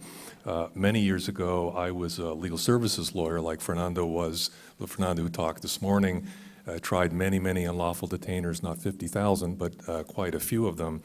And, you know, we realized after a while that this really wasn't a sustainable way to help the community. The real problem was people didn't have any money. That's why they kept getting evicted. It's a problem that I've struggled with both in private practice and now at NRDC for many years. Why do we care about the housing market? I think Rusty Hicks really described this very well during his testimony, because there is an environmental consequence to having people live a long way from where they work. They need to get there, obviously, and the longer you need to travel, the more your carbon footprint is, the more other kinds of auto emissions and the like are going to be associated with your getting to work and back, getting to school and the like, and that's something that's not healthy for anyone. Some years ago, I represented the bus riders union in a case where we were challenging a fare increase, and we made the argument to the court, Judge Chalfant, we made the argument to the court that raising bus fares was going to cause more displacement, harder to get people to work, more people would buy lousy old cars, highly polluting cars, and drive to work instead of taking the bus. He agreed with that. I mean, that's one of the issues in the case that we won, and I think it's pretty well established. Also, I would venture to say in the planning community that when housing and transportation get more expensive, there are serious environmental consequences that happen right away. One positive aspect, I don't want to get into a big fight about CEQA, except to say I disagree strongly with Dave, but that's maybe for another day. One of the positive aspects about CEQA is that if you have a project that is going to or may have an impact on travel time, on vehicle miles traveled, for example, that's something that you need to look at under CEQA. And so the decision maker can figure out, what's this going to do? Is this going to bring in a lot more people? Where are they going to come from? Is that going to lead to air emissions? Is it going to lead to problems with global warming gases and the like? So in that sense, CEQA is a tool to let people know what's actually going to happen in the process. Are there abuses with CEQA? Sure, there are. I mean, I've been a lawyer a long time. There's abuses in every kind of law that you can think of. You know, bogus lawsuits get filed every day. Just go down to the courthouse and pay your money, and, you know, you can sue for pretty much anything. One project we're working on that I'd like to describe as an example. There's a project called Watts Reimagined, and it's near the 103rd Street stop on the Blue Line, where we're working with stakeholders and promoting a mixed-use project that's going to have a sit-down restaurant, affordable housing, green space built into it. And we expect that project to go forward, and if, you know, some jerk sues us under CEQA, we'll be defending on that one, because it's going to be a great project that I hope does work. So, I mean, that's our interest in the case, and what we're looking at from our standpoint is what are the tools to allow people to live close to where they work, close to where they go to school and the like. And our idea of a solution is transit-oriented development that honors the concept of affordable housing and provides for it. One area where I do agree with Dave is that this needs to be done in the connection probably with a lot of market rate housing. As you heard one of the speakers this morning talk about the difficulty in raising money for 100% affordable housing. I used to be on the board of Community Corporation of Santa Monica, which has built about 1,700 fully affordable units in Santa Monica, and I know it's really hard to raise this money and getting harder. So I think when it comes, for example, to the Buy Right bill that Dave mentioned, we're at the table on that one, and we do need to recognize that to get a whole lot more affordable housing, we're going to need to deal with the for-profit community and work out something that makes sense. And in that sense, let me just close by saying I hope that we can figure out a way to get around the Palmer decision, which I think could have come out differently, but it didn't. And also, we're working to see that Costa-Hawkins gets repealed, because rent control with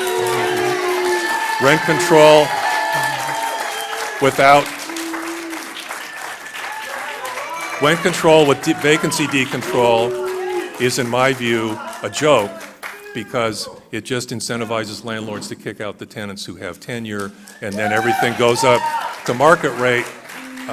I live in Santa Monica, you know, and people, a lot, and what's happened, that's the reason that's happened.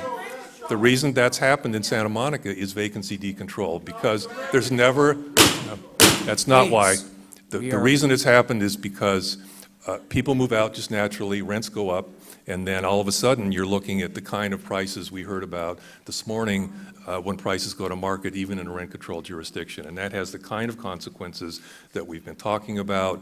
People can't live there, so people who work in Santa Monica have to live way out and drive in, or if they're lucky enough, take the train in, and that adds to the air emissions that we all suffer from. So thank you for inviting me. Thank you very much. I want to take a moment to thank our panelists. I'm not sure if they're ever going to come back to a public forum to speak, but I want to say I thank you for that. I do plan to review your presentations, which will be online at the Assembly Housing Committee, and I look forward to continued conversations. Now is the moment all of you have been waiting for. We are going to proceed to public comment. A couple rules of the House. First of all, there are a few individuals who are among our midst who are disabled, who are seniors, and I did see a mother with a young child. We want to allow them to speak first. I think at this point there are a handful of individuals, and what I will ask folks to do is if you could please say your name, identify yourself. Every person who's here will have 1 minute. I also ask for everyone's respect. We understand there are diametrically opposed perspectives on issues like rent control, like what we need to do for tenants and landlords. Each of you will have an opportunity to speak. We ask for respect with other people, to please do not interrupt other individuals. One thing I will suggest is that if you agree with someone, feel free to do the old jazz hands. And if you disagree, feel free to do a thumbs down just so we can have a sense. But again, out of respect so that we can hear from individuals. And the last thing I will say is I served 6 years as the president of the San Francisco Board of Supervisors. I feel like I'm right at home. This is what democracy looks like. And again, I appreciate all of you being here. But with that, I'd first like to hear from the gentleman in the wheelchair, if you'd like to say a word. California has the largest number of residents in the entire nation. There are two purposes, or two groups of people concerned about the outcome of the decision on this bill. One side is well-to-do property owners who are always hungry for more profits. The other side is people who are struggling just to keep being able to continue living in the state. They are the ones that the owners are trying to squeeze profits from. The results of your decision on this bill will hurt one side or the other. You should mainly consider which result will hurt the most people and the extent of the injury that they will incur. Thank you. Thank you very much. We are now going to go to the microphone over here. Again, thank you for your patience. And as soon as the microphone is set up, we'll hear from our first speaker. Should I hold the mic or leave it? Is this good? Leave Yes, it there? perfect. My name And is again, if Joni Weir. I am with a group called Better Housing for Long Beach. We are a grassroots organization that is compiled of renters and property owners.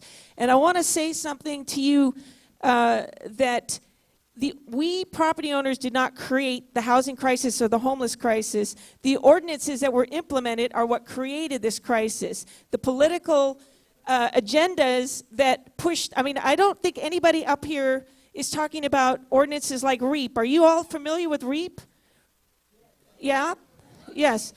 REAP, yes. REAP is where the city takes your property and they put it in a REAP, and then they take the rents, and they claim that some people, they claim that they're a slumlord, and they're not a slumlord. What happens to those properties? A lot of those properties, yes, it is true, because my friend Melissa Cohen lost her properties to REAP.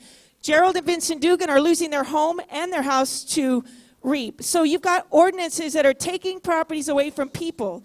You're talking while I'm trying to talk. But anyway, I want to just say that Time. Thank you very much. I agree Thank with you very building much. more housing, but let's Thank you very look at much. the ordinances. Thank you. Thank you very much. And again, the reason we obviously have to set a time limit is to give everyone an opportunity to speak. So thank you. Next speaker. Next speaker, thank you. Next speaker, please. Hello. Assembly member, can you hear me? I can hear you loud and Thank you clear. very much. My name is Herbert Molano. I'm the Executive Director of the Apartment Association of Greater Los Angeles. I very much appreciate the panels that you brought together to discuss this with you. I thought that they were very nuanced, provided some critical information for the public to have.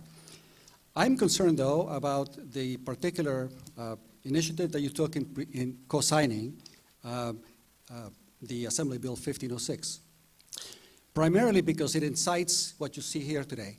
A lot of emotions with regard to the potential loss of income and maybe the properties of many of the homeowners or property owners of multifamily housing. Everyone in the panel pretty much agrees that the main problem that we have is a shortage of housing. Significant, 500,000 units needed in Los Angeles County alone. We are with you with regard to finding a solution to it. We have partnered with the County of Los Angeles, with the city, to try to find common solutions to this. But I think that this particular AB 506 is Time. very similar. Thank you very much. Thank you very much. And if individuals have longer statements that you would like to send to us, you are free to do that, and I will tell you my email address. It is assemblymember.chiu, C-H-I-U, @asm.ca.gov. assemblymember.chiu@asm.ca.gov. Thank you. Next speaker. Yes, hello, my name is Evelyn Ramos, and I am here to support the repeal of Costa-Hawkins. Yes, I am, and there is a lot of slumlords, and I'm glad that they created the REAP program, okay? I'm living proof, I've experienced it, okay. My name is Evelyn Ramos, and I'm a member of the community group ACE. I live with my autistic son, and I take care of my elderly mother. We live on a fixed income, and our household budget is very limited. Our apartment in El Sereno has no rent control. Even if the city allowed for the rent control, the building we live in would be built in 1995, and as you know, the only buildings built prior to 1978 are covered under the rent control. Every year, our rent goes up. It has been steadily going up $100 a year. Okay, to me, that's very expensive. Okay, so I don't want to be part of the homeless out there, and if it keeps increasing like that, that's where me and my artistic son are going to end up at. So I just ask that you please, AB 1506, Thank you very much. repeal. Time. Thank you. Hi, my name is Excuse me, Judy. ma'am. You're holding the sign in a way I cannot see the speaker, so as they say, I can see all of you, and I can see all the signs. I appreciate all of the signs, but please do not block speakers who are trying to communicate, particularly as we have cameras and we want to make sure that this is recorded for folks around the state to observe what's happening at this hearing. Next speaker. Hi, my name is Judy Branfman. I'm in Venice. I just wanted to say we have a different crew here, all white men. I'm not sure why, but it is.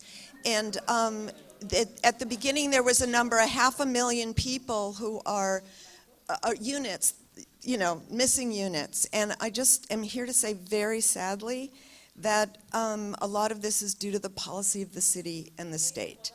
And I was evicted 11 years ago illegally under the Ellis Act, one of many, many people in LA, 20, 30,000, many illegal evictions. And in Venice, we have buildings that are full of affordable units that get destroyed, and the planning department doesn't do anything about it.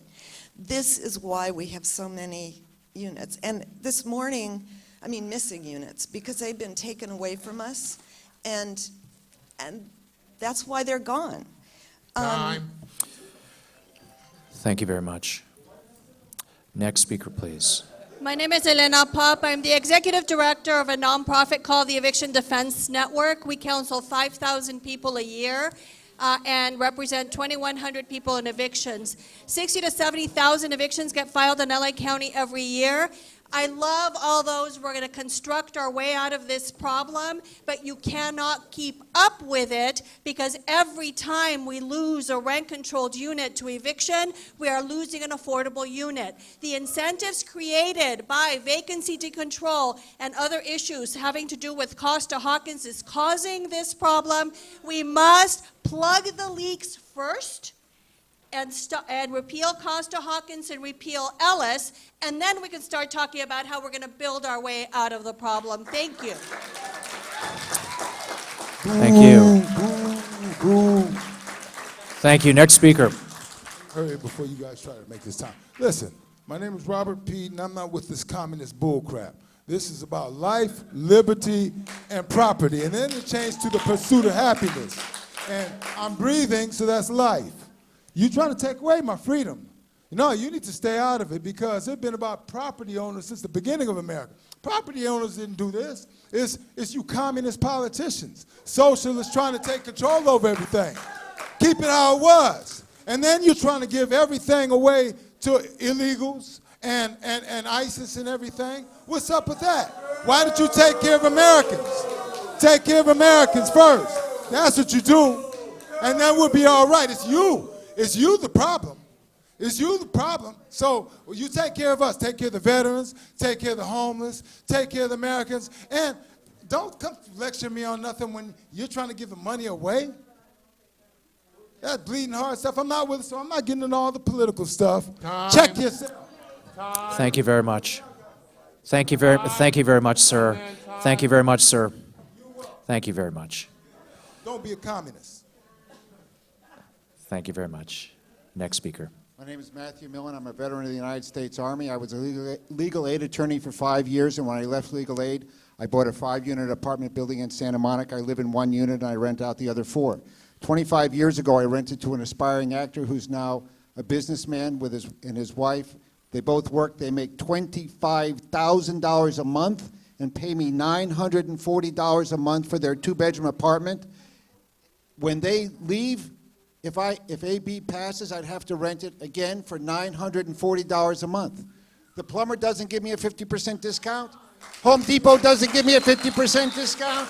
The roofer doesn't give me a 50% discount. They drive a 2017 Mercedes-Benz, travel all over the world, and I rent the apartment for $940 a month. I can't afford to maintain a 2-bedroom apartment when they make $25,000 a year. Thank you very much, sir. Thank you very much.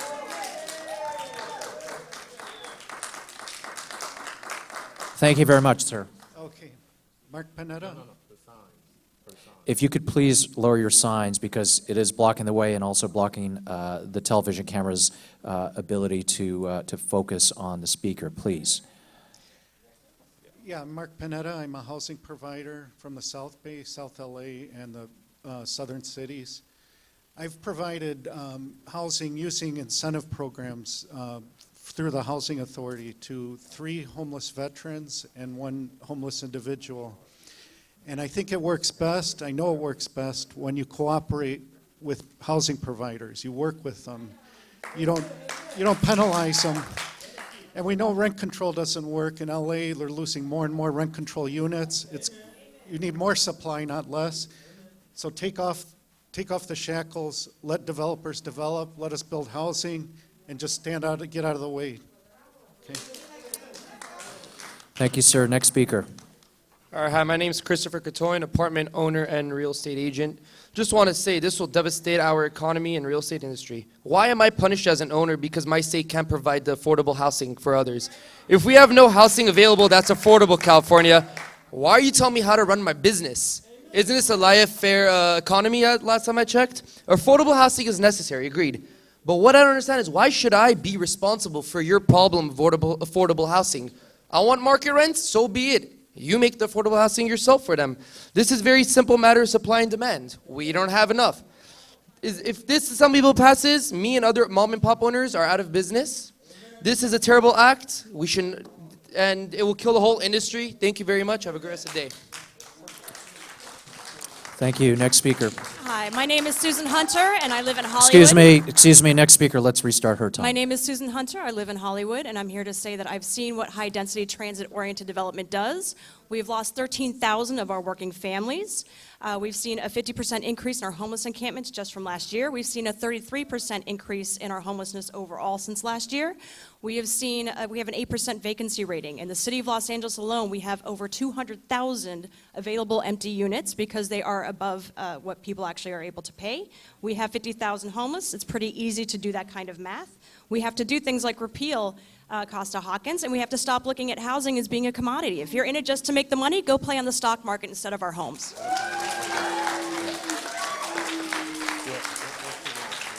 My name is Antonieta Villamil.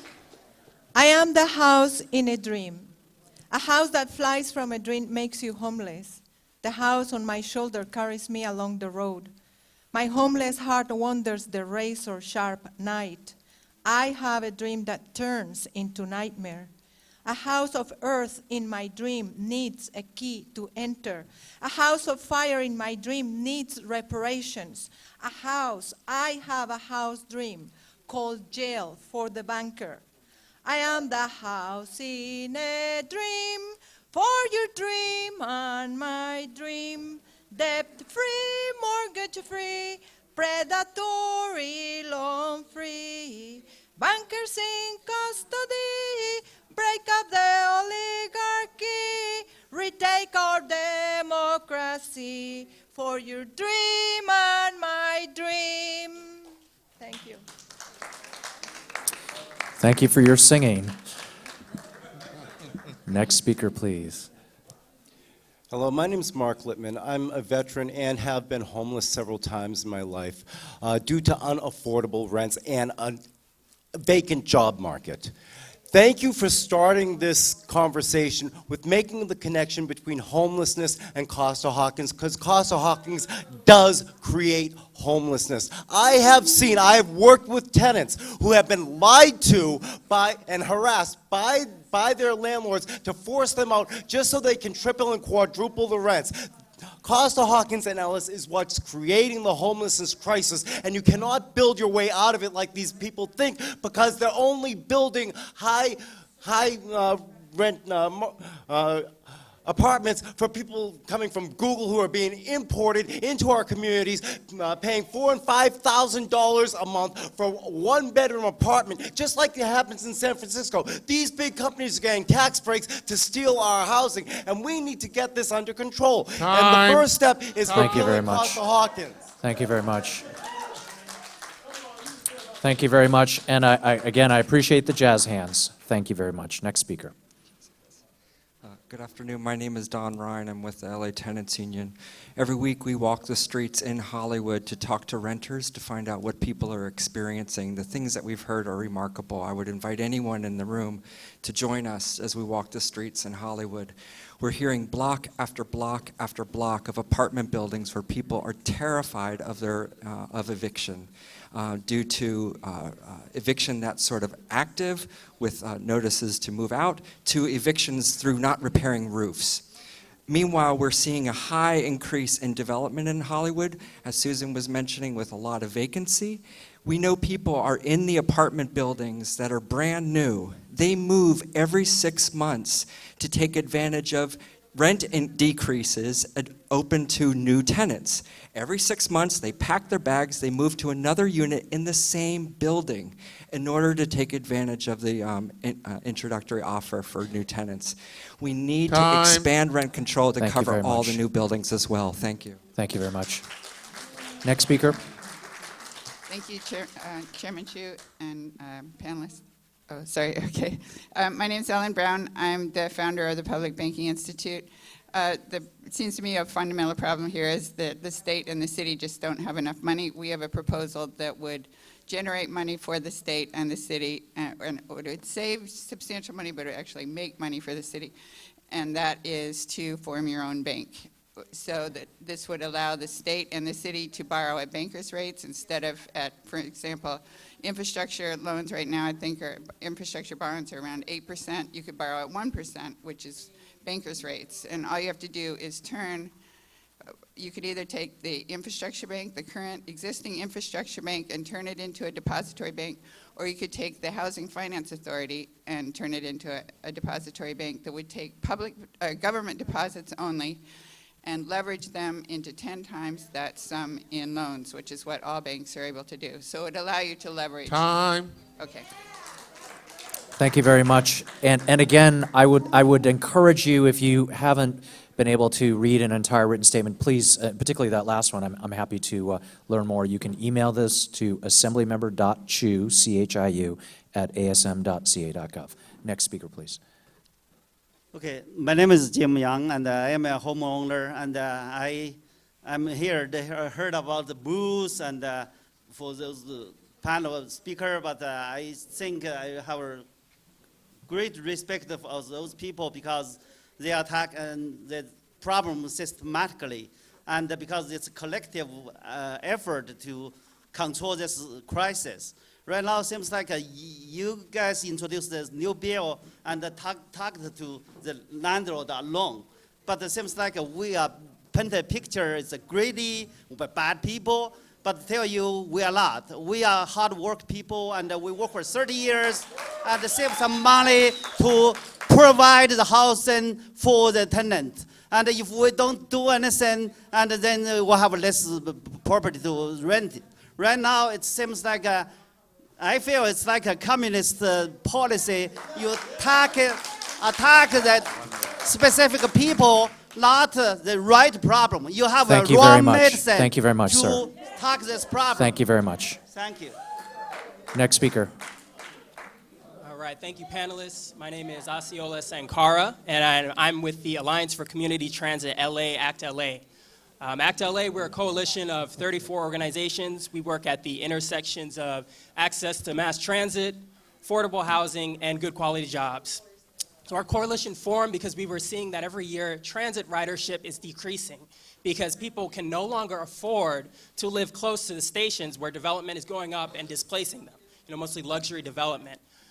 So we've been working hard on this issue. We see part of the solution is obviously more affordable housing, more access to transit, and the voters of LA County and the city are agreeing with us. In historic numbers, people are voting for, they voted for HHH, for permanent supportive housing for the homeless, for JJJ, for affordable housing and good quality construction jobs, and now for H, for more services for the homeless. But obviously, this is a great start, but it's not enough, and rent control is a critical piece of the solution. Personally, my mom, she lives in Oakland. She's a senior, single mom, disability, and the only thing that's keeping her from homelessness is a rent-controlled unit. Thank you so much. Thank you very much. Thank you very much. Hello, my name is Nato Green. I'm a landlord. I'm speaking on behalf of small property owners for reasonable controls. We are a pack of insignificant landlords. I represent 100% of all mom and pop landlords. I don't know who these frauds are, but I want you to know that all the landlords support repealing Costa-Hawkins and extending rent control across the state. Being a landlord in California is I'm starting my time over if you interrupt me again. Being a landlord in California is the easiest job possible. People throw money at you. We did not create the housing crisis. I will continue to give him time. Please let him finish. We did not. We are going to reset that. We're going to reset that. Please. Thank you, Assemblyman. We did not create the housing crisis. Nobody ever moved to California because of the great landlords. Landlords aren't the people who made California cool. It's the tenants who are getting evicted. If you can't figure out how to run a property, it's super easy. If you can't figure out how to manage a property and make a decent living without destroying people's lives, maybe you're just not good at being a landlord and you should find another line of work. That's why it is un-American to reward such lazy entrepreneurship as landlords who cannot manage to run their business without gouging tenants. That's why we support extending rent control to all property in California. Thank you.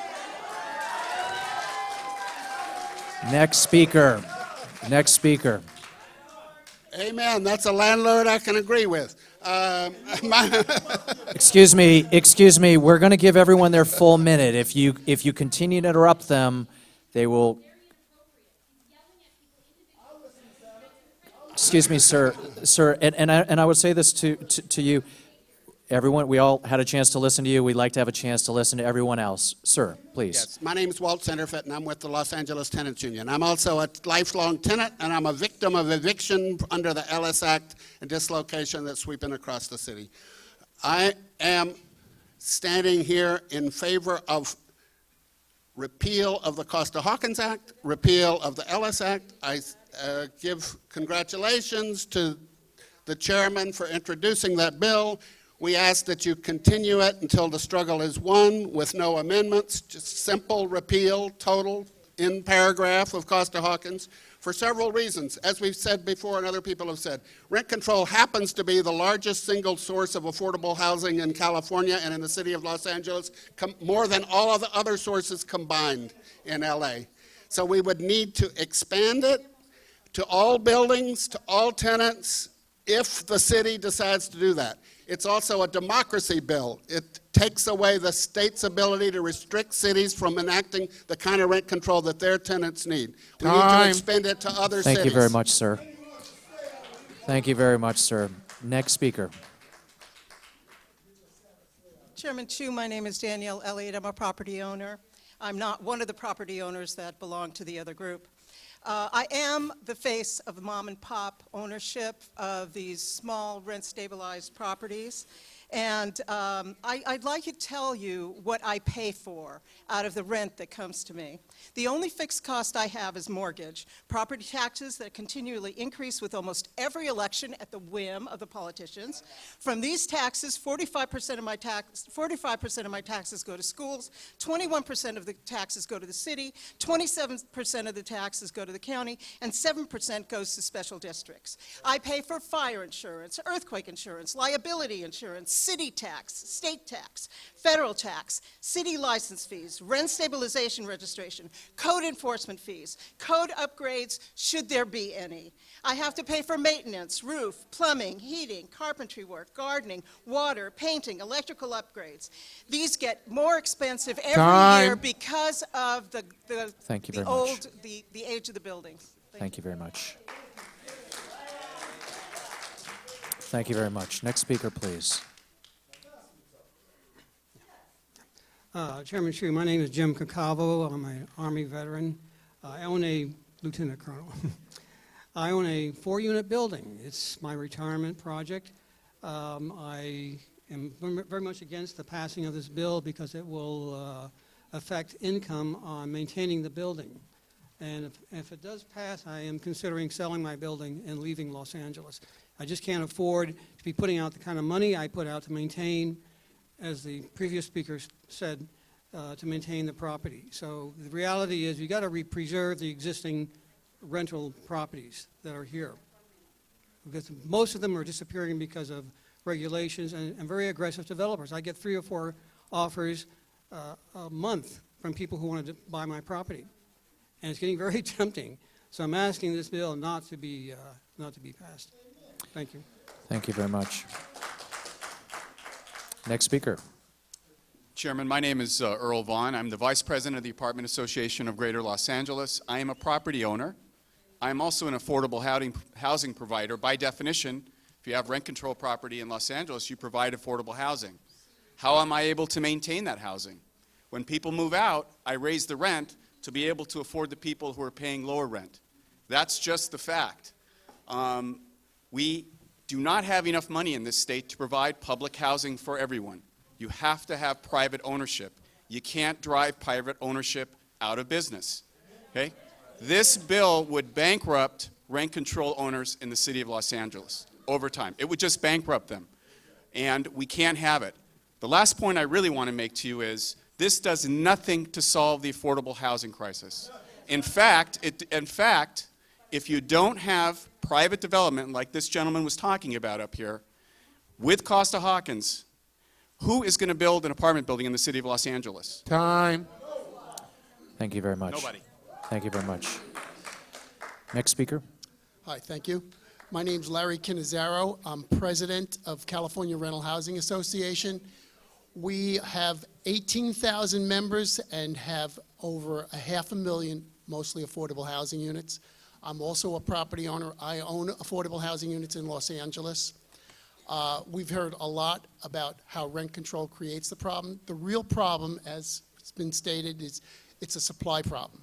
If you would provide more housing and encourage more development, there wouldn't be this housing crisis. The 2 cities with the largest or the worst, most severe housing crisis in California are Los Angeles and San Francisco. They are the 2 cities with the most restrictive rent control, most restrictive development in the state, and that is something that's the big problem. That's the cause of the problem, and you should be encouraging and promoting more development instead of going after small owners or owners of properties that are providing affordable housing. Thank you very much. Thank you. Next speaker.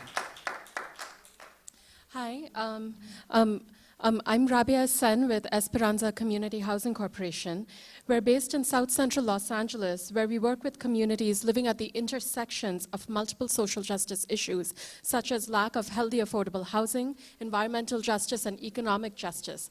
All issues that put our most vulnerable communities, such as those of the low-income communities of color in South Central, daily at risk of displacement and homelessness. We know that the city of LA is a city of renters, and yet we have the dubious distinction of being the most unaffordable city for renters. You've already heard about the issue of cost burden. Well, let me tell you, At Esperanza, while we have the privilege of providing affordable housing, we know this is just a drop in the bucket. We daily work with residents who are at risk of displacement and homelessness because of the gentrifying trends that are destroying affordable housing units, rent-stabilized units, and increasing increasing rents. So we're seeing families being forced into overcrowded and slum housing conditions impacting their health. We know that preserving affordable housing is the way to go. Therefore, Thank you very much. Thank you.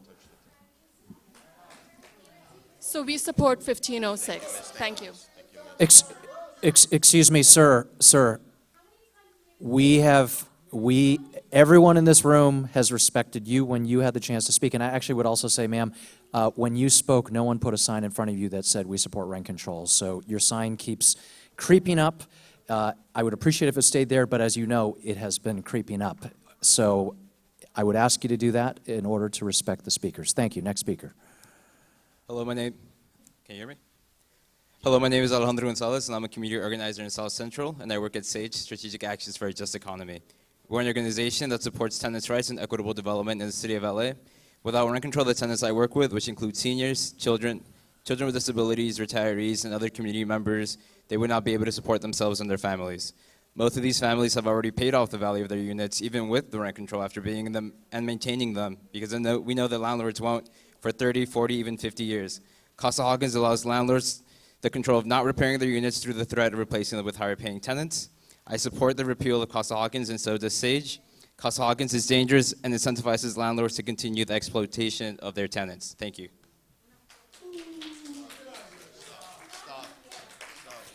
Next speaker. Excuse me, sir. I'm going to ask you to please be respectful. I'm asking, excuse me, everyone. Excuse me, sir. I'm asking you to be respectful. I'm asking you to be respectful.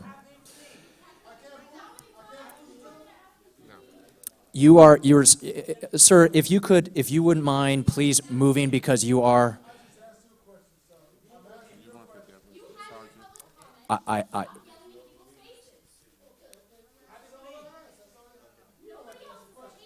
Let's hear from the next speaker. Excuse me, sir. I'm going to ask. Excuse me, sir. I'm asking. There is a rule in this hearing that everyone be respectful. I'm asking for you not to be respect. She's pointing out the lack of respect that you are treating witnesses.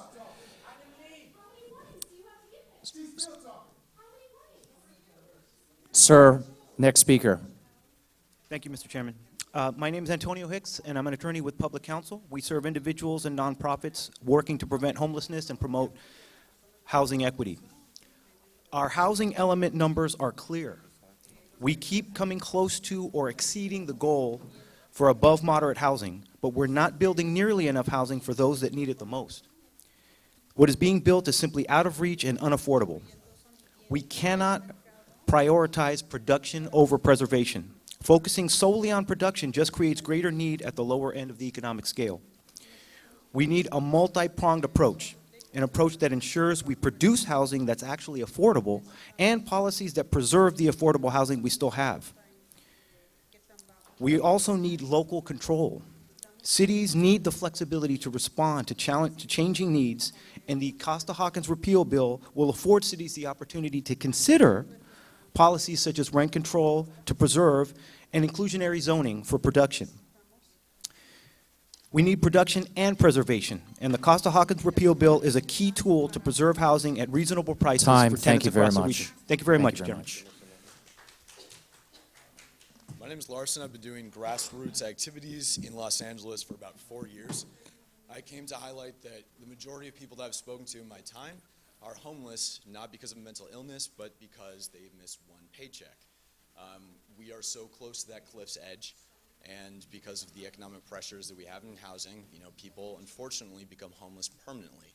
Because of that, we get an intergenerational cycle of poverty. Kids who aren't malnourished or who are malnourished are likely to end up in prison, making it harder down the road for them to get a rent-stabilized unit. The reason why I'm highlighting this is because I have no sympathy for landlord owners. dollars, when the #1 way in the United States you can save money is by owning a house, and they own 4, and the rest of us are getting pushed out because our paychecks are taking up half our monthly salaries. 8 out of 10 of us statistically in this room are what is called severely cost burdened with rent. That means that we're spending more than half our monthly income on rent.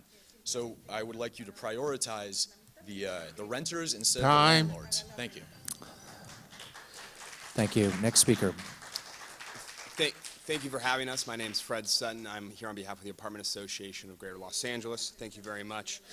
Despite often what you hear, we're not in the eviction business, and we're not the source of this housing problem.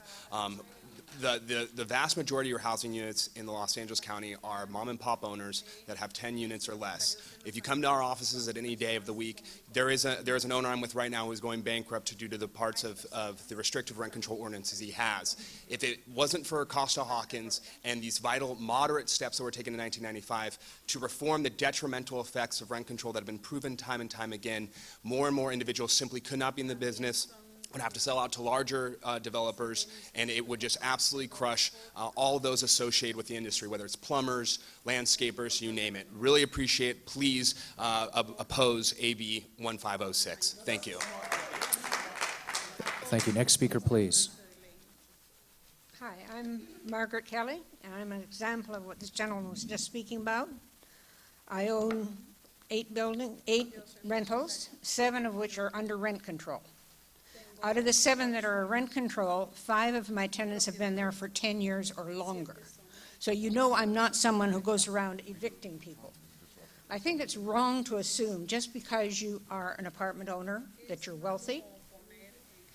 We have expenses all the time. Our rents are allowed to go up by 3% a year. My property taxes, my water bill, and my insurance goes up more than 3% a year. So in a short time, I'm going to be working at a negative rather than a positive, which means I'm going to have to get rid of my buildings. I think this bill should not be passed. Okay, thank you. Thank you very much. Next speaker. Thank you.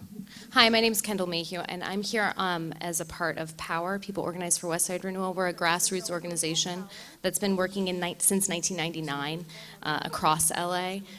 We have no agenda of our own, but we go into a community and ask what they're working on. And of course, in LA, that is affordable housing and has been since 1999. We work with tenants who've been trying to save their homes for decades.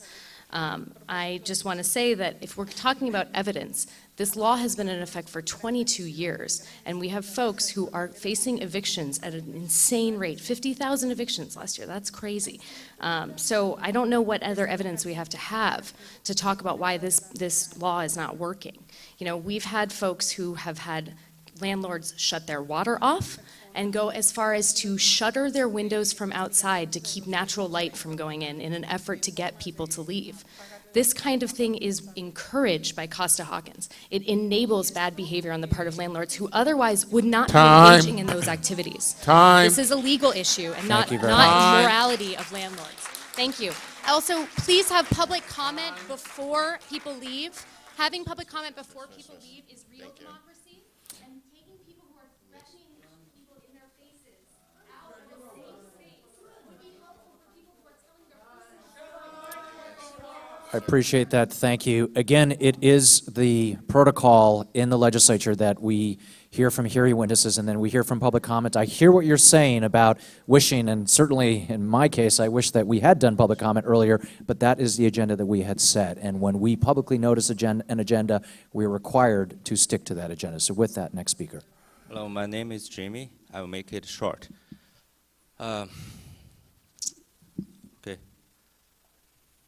I just want to tell all the politicians that just keep your hands out of my house.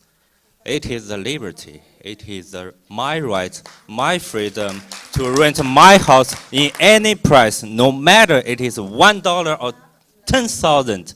It's not your business. Finished. Next speaker, please. Hello, my name is Diane Valencia, and I'm a youth trainer organizer with the Southeast Asian Community Alliance. I work with a lot of high school youth that come from immigrant and refugee communities from Chinatown and Lincoln Heights. And I'm here to in support to repeal the Costa-Hawkins. I really am supportive of rent control and creating more affordable housing. A lot of our students live in overcrowded housing, and we're only trying to make our lives better for our families. I personally have lived in East Hollywood, in historic Filipino town. My brother is a veteran, and he has to go abroad overseas, and when he comes back, he lives in our living room. He can't afford a place outside, and so we live in that situation. My parents owned a business for over 10 years, and they closed down because of wage theft, and it's hard for us to even find another place, and even if we want to find another place, it's going to be extremely hard, and rent control is something that really helps a lot of my family that is vulnerable, that are working class, trying to make the American dream just like my students. And so for us, it's really important that we protect and preserve affordable housing. Thank you. My name is Taiji Miyagawa. First thing I'd like to say, I find it's interesting that people that are trying to rejuvenate the spirit of Joe McCarthy in 1950s McCarthyism seem to demonstrate the most fascistic, anti-democratic behavior in this room. Second thing I would like to say is that I think the big picture is that what we need to get on the same page on is that housing is a human right.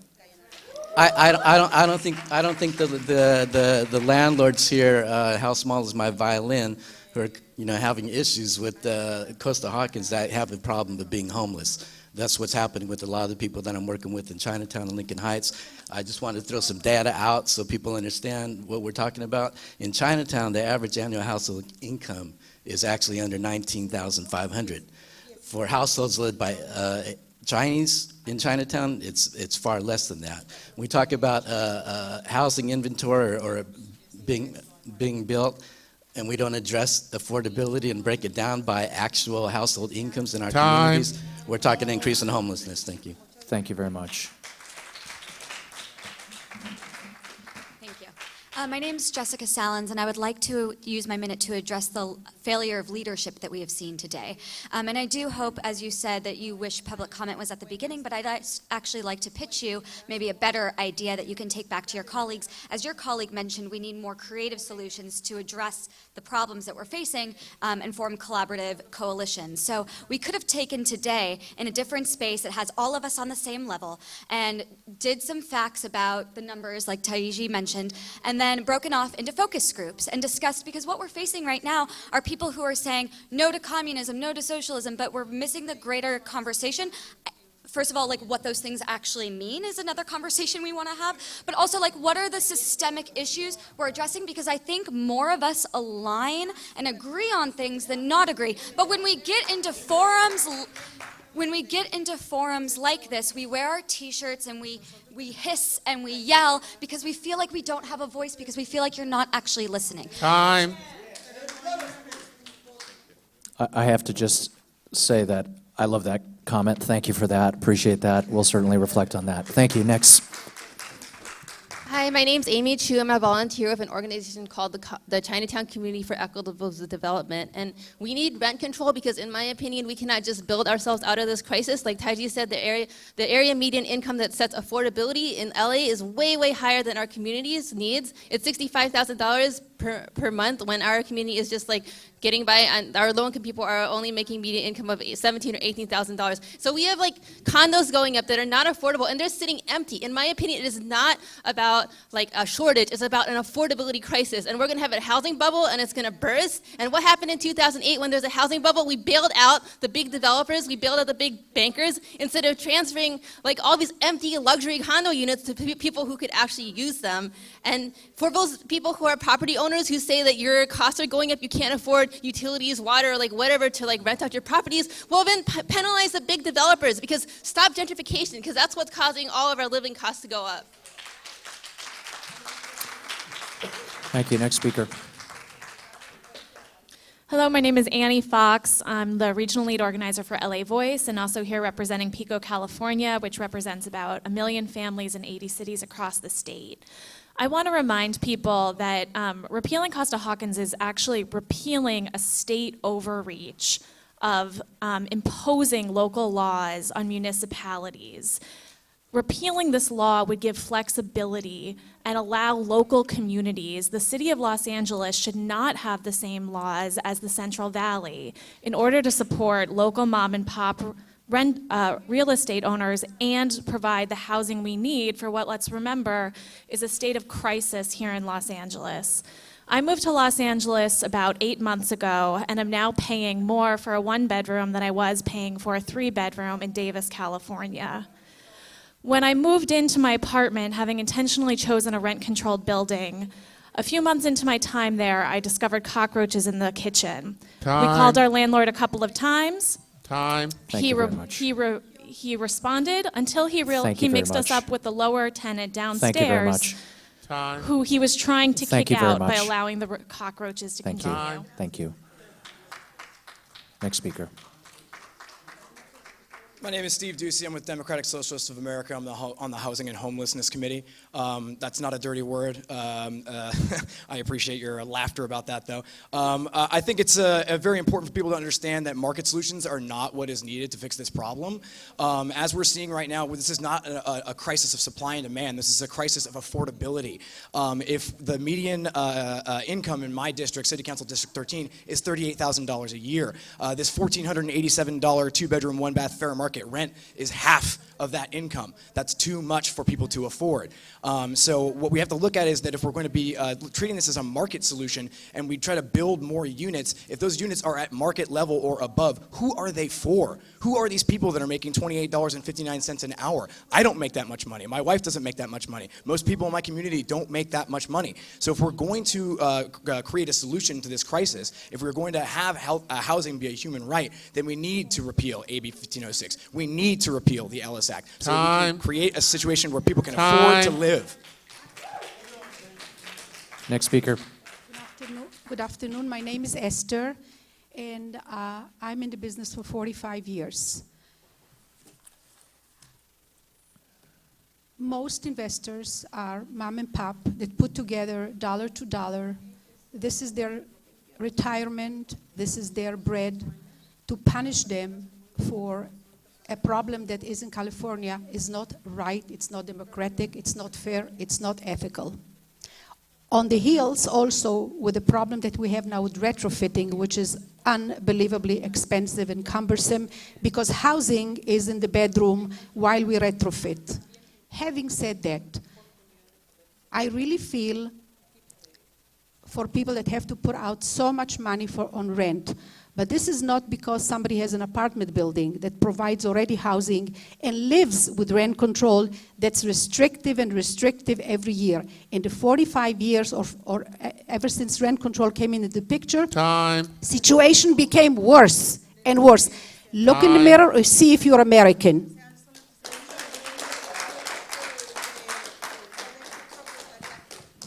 My name is Earl Goldstein. I came here to learn, and I think I did. What we didn't hear much about is that the multifactorial problem is here. Certainly with homeless. It's no longer cared for, it's no longer paid for. Mental health I'm speaking of. The export of jobs to other cities, other lower tax cities. The loss of real jobs in the new economy. The lack of the cities, which was addressed, that we're not dealing with lowering the costs of construction. But we sure don't want to repeat the errors of the past. The road to hell is always paved with good intentions.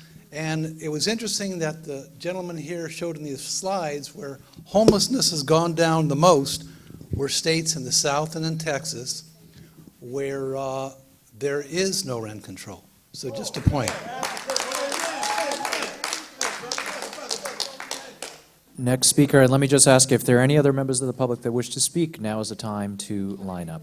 So I'm speaking in favor of AB, I can't even remember the number, I'm sorry. AB 1506, I'm in favor of it. We need to repeal Costa-Hawkins. A Venice property owner who has personally removed 5 entire RSO buildings from the market claims to have been very involved in the writing of this legislation. He's currently being sued by the city attorney for operating an allegedly illegal hotel in a former RSO building in a residential neighborhood. If you look at the epidemic of Airbnb, 70% of those people are commercial operators. They're turning our homes into hotels. They're turning our neighborhoods into the most unstable environments. Housing is a human right, and it's a very fundamental right, and it's how we create community. Time. Thank you. Next speaker. Hi, my name is Robert Lejeune. I'm a small-time property investor. My wife and I built up a couple of properties, and very, very difficult to do so. We buy properties, and we barely squeak by on the 3% annual income. We do have tenants that we've inherited that are well below market rent, that if you implement this plan where we can only index it up from what the previous tenant was paying versus what it is currently, being able to move it up to fair market value, that will crash the property market. And I'll talk to you in terms that most politicians can understand. When you crash the property market, your property taxes are indexed to that value. And you love all that property tax that we bring in from our properties. And it won't just affect landlords. It will affect regular home ownership as well. Their property values are going to go down as well. Thank you. Any final speakers? Please step up. Hi, my name is Cindy. I'm a landlord. I wasn't going to speak, but after hearing everybody, the first speaker, Helen Holland, she said it's impossible for her to build affordable housing without subsidies. So shifting that burden to landlords is not a solution.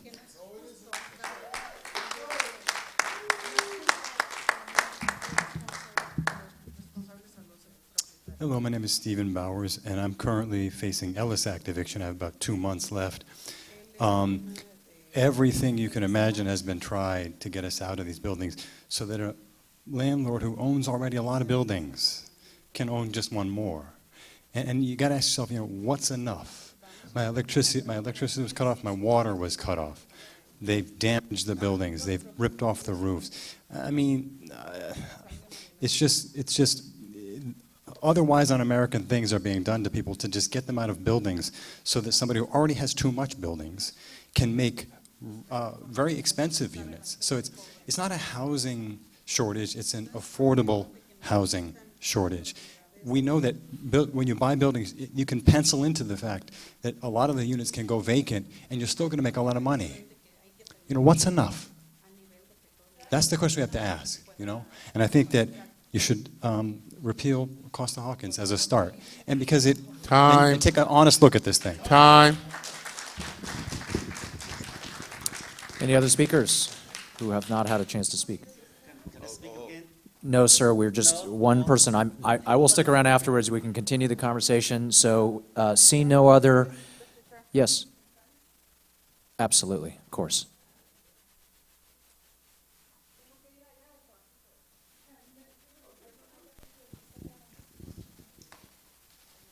You want to come here so you can?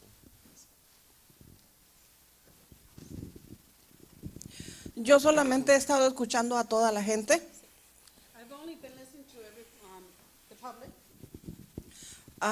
Entonces, creo que también los propietarios, yo soy propietaria de casa, pero también fui inquilina. Yo ahora estoy tratando de regresar un poco lo que el dueño del edificio, que hasta 3 meses quedé debiendo, me lo hizo y estoy debiendo ese favor.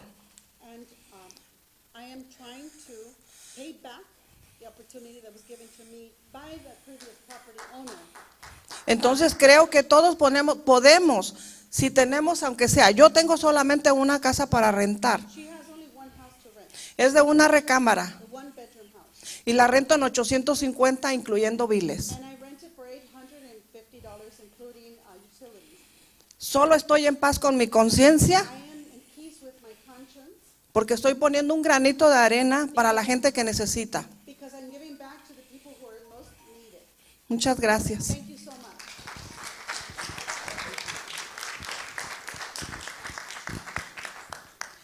Good afternoon. My name is Marta Sánchez. Let me switch to English.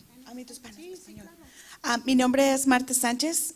También soy dueña de casa y mi hermano mayor vive con sus 6 hijos y un niño deshabilitado en una unidad que yo tengo.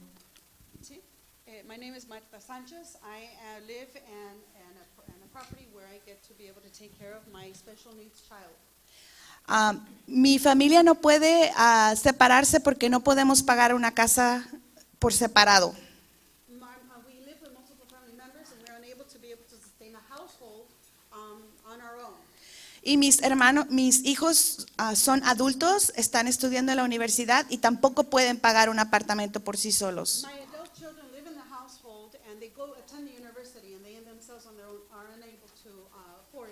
Estoy de acuerdo en que se repele la AD 1506. I am in support of eliminating AB 1510. Porque esto va a ayudar a que todos los estudiantes que se están graduando encuentren una oportunidad para también ser dueños de casa en su futuro. ¿Estás en apoyo o No, quiero repeal AB. Oh, ¿no lo quieres? No. Okay. Y luego por Estoy diciendo lo correcto. I'm in favor of repealing 1506 porque esto va a ayudar a que los jóvenes que se están graduando puedan tener una oportunidad de también ser dueños de casa en su futuro. No es para mí que soy dueña de casa, es para el futuro que no tiene esa oportunidad que yo tuve. Gracias.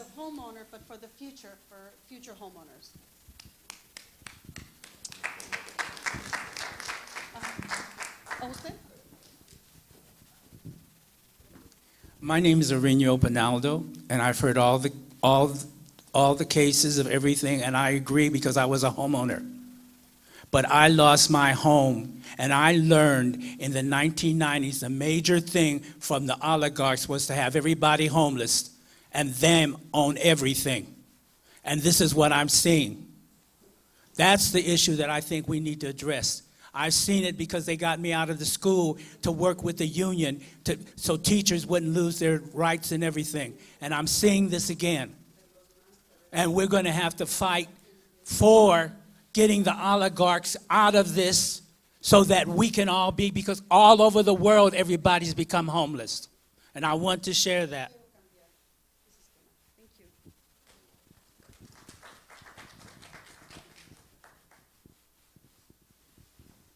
Hi, thank you for the opportunity to speak. My name is Sylvie Shane. I am a housing rights advocate. I'm a founding member of the LA Tenants Union, and also most recently a candidate for City Council in District 13.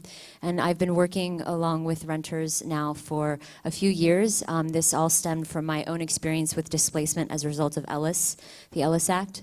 I apologize for being late. I was actually helping someone who's dealing with a landlord issue, also subsequent to an Ellis Act. A year later, this person's having problems, and the landlord said, well, you can move out. I could rent your apartment for $500 more.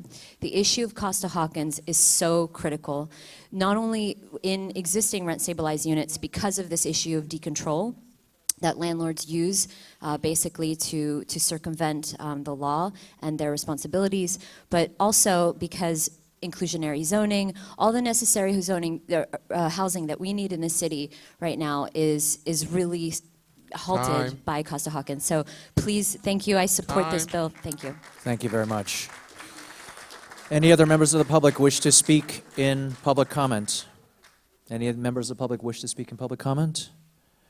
Okay, seeing none, public comment is closed. Let me just give a very brief, some final comments. First of all, thank you for participating in this. And I think as the discussion in the last hour and a half to 2 hours showed, we have a very, very, very serious set of challenges in front of us when it comes to how we address our housing crisis. And this is what democracy looks like, but this is also why it's been so difficult for us to figure out a way out. I know it's no surprise to many of you, but from my perspective, given the highest eviction rates that we've seen in recent years, I have been a supporter of the idea of reforming the Ellis Act and Costa-Hawkins. But that being said, I would say to everyone who is here, we have to figure out how to come together to move forward. The reason that we're having this debate that on this specific set of issues around landlord and tenant issues is in very large part because we don't have enough housing in the state of California. And we don't have enough housing in total, and we certainly don't have enough affordable housing. And this year, it is my hope that from our Assembly Committee, we'll be able to spearhead, champion, being able to establish a permanent source of funding for affordable housing, thinking about how we streamline housing creation in a way that is respectful to cities, but also helps to increase density, particularly around transit corridors, to do it with a real level of affordability, to do it with wages that work for working families. We also have to figure out how we hold cities accountable when they choose not to build, because there are cities that are making those decisions, that are happy to take the jobs, happy to bring in retail centers, but are building no housing whatsoever. And we have to think of how we focus on new solutions for homelessness. And so I would just ask all of you, regardless of where you sit on the spectrum of housing issues, to stay involved, to continue to work with my colleagues. This is not a solution that will be dealt with overnight, and because of, I think, the pronouncements from the federal government in the last few days, will only be made worse at the federal level, and we've got to find solutions. We are one family here in LA, in California. We've got to do this. So I want to take a moment and thank our panelists, particularly those of you who were able to stay around. I want to thank our SOMES office, which is the office, the speaker's office that has been helping to run and operate today's meeting, and in particular our translator Liliana Perez. Thank you for your work. And again, very much look forward to the conversation, because only together are we going to solve this housing crisis. Thank you very much, and good afternoon.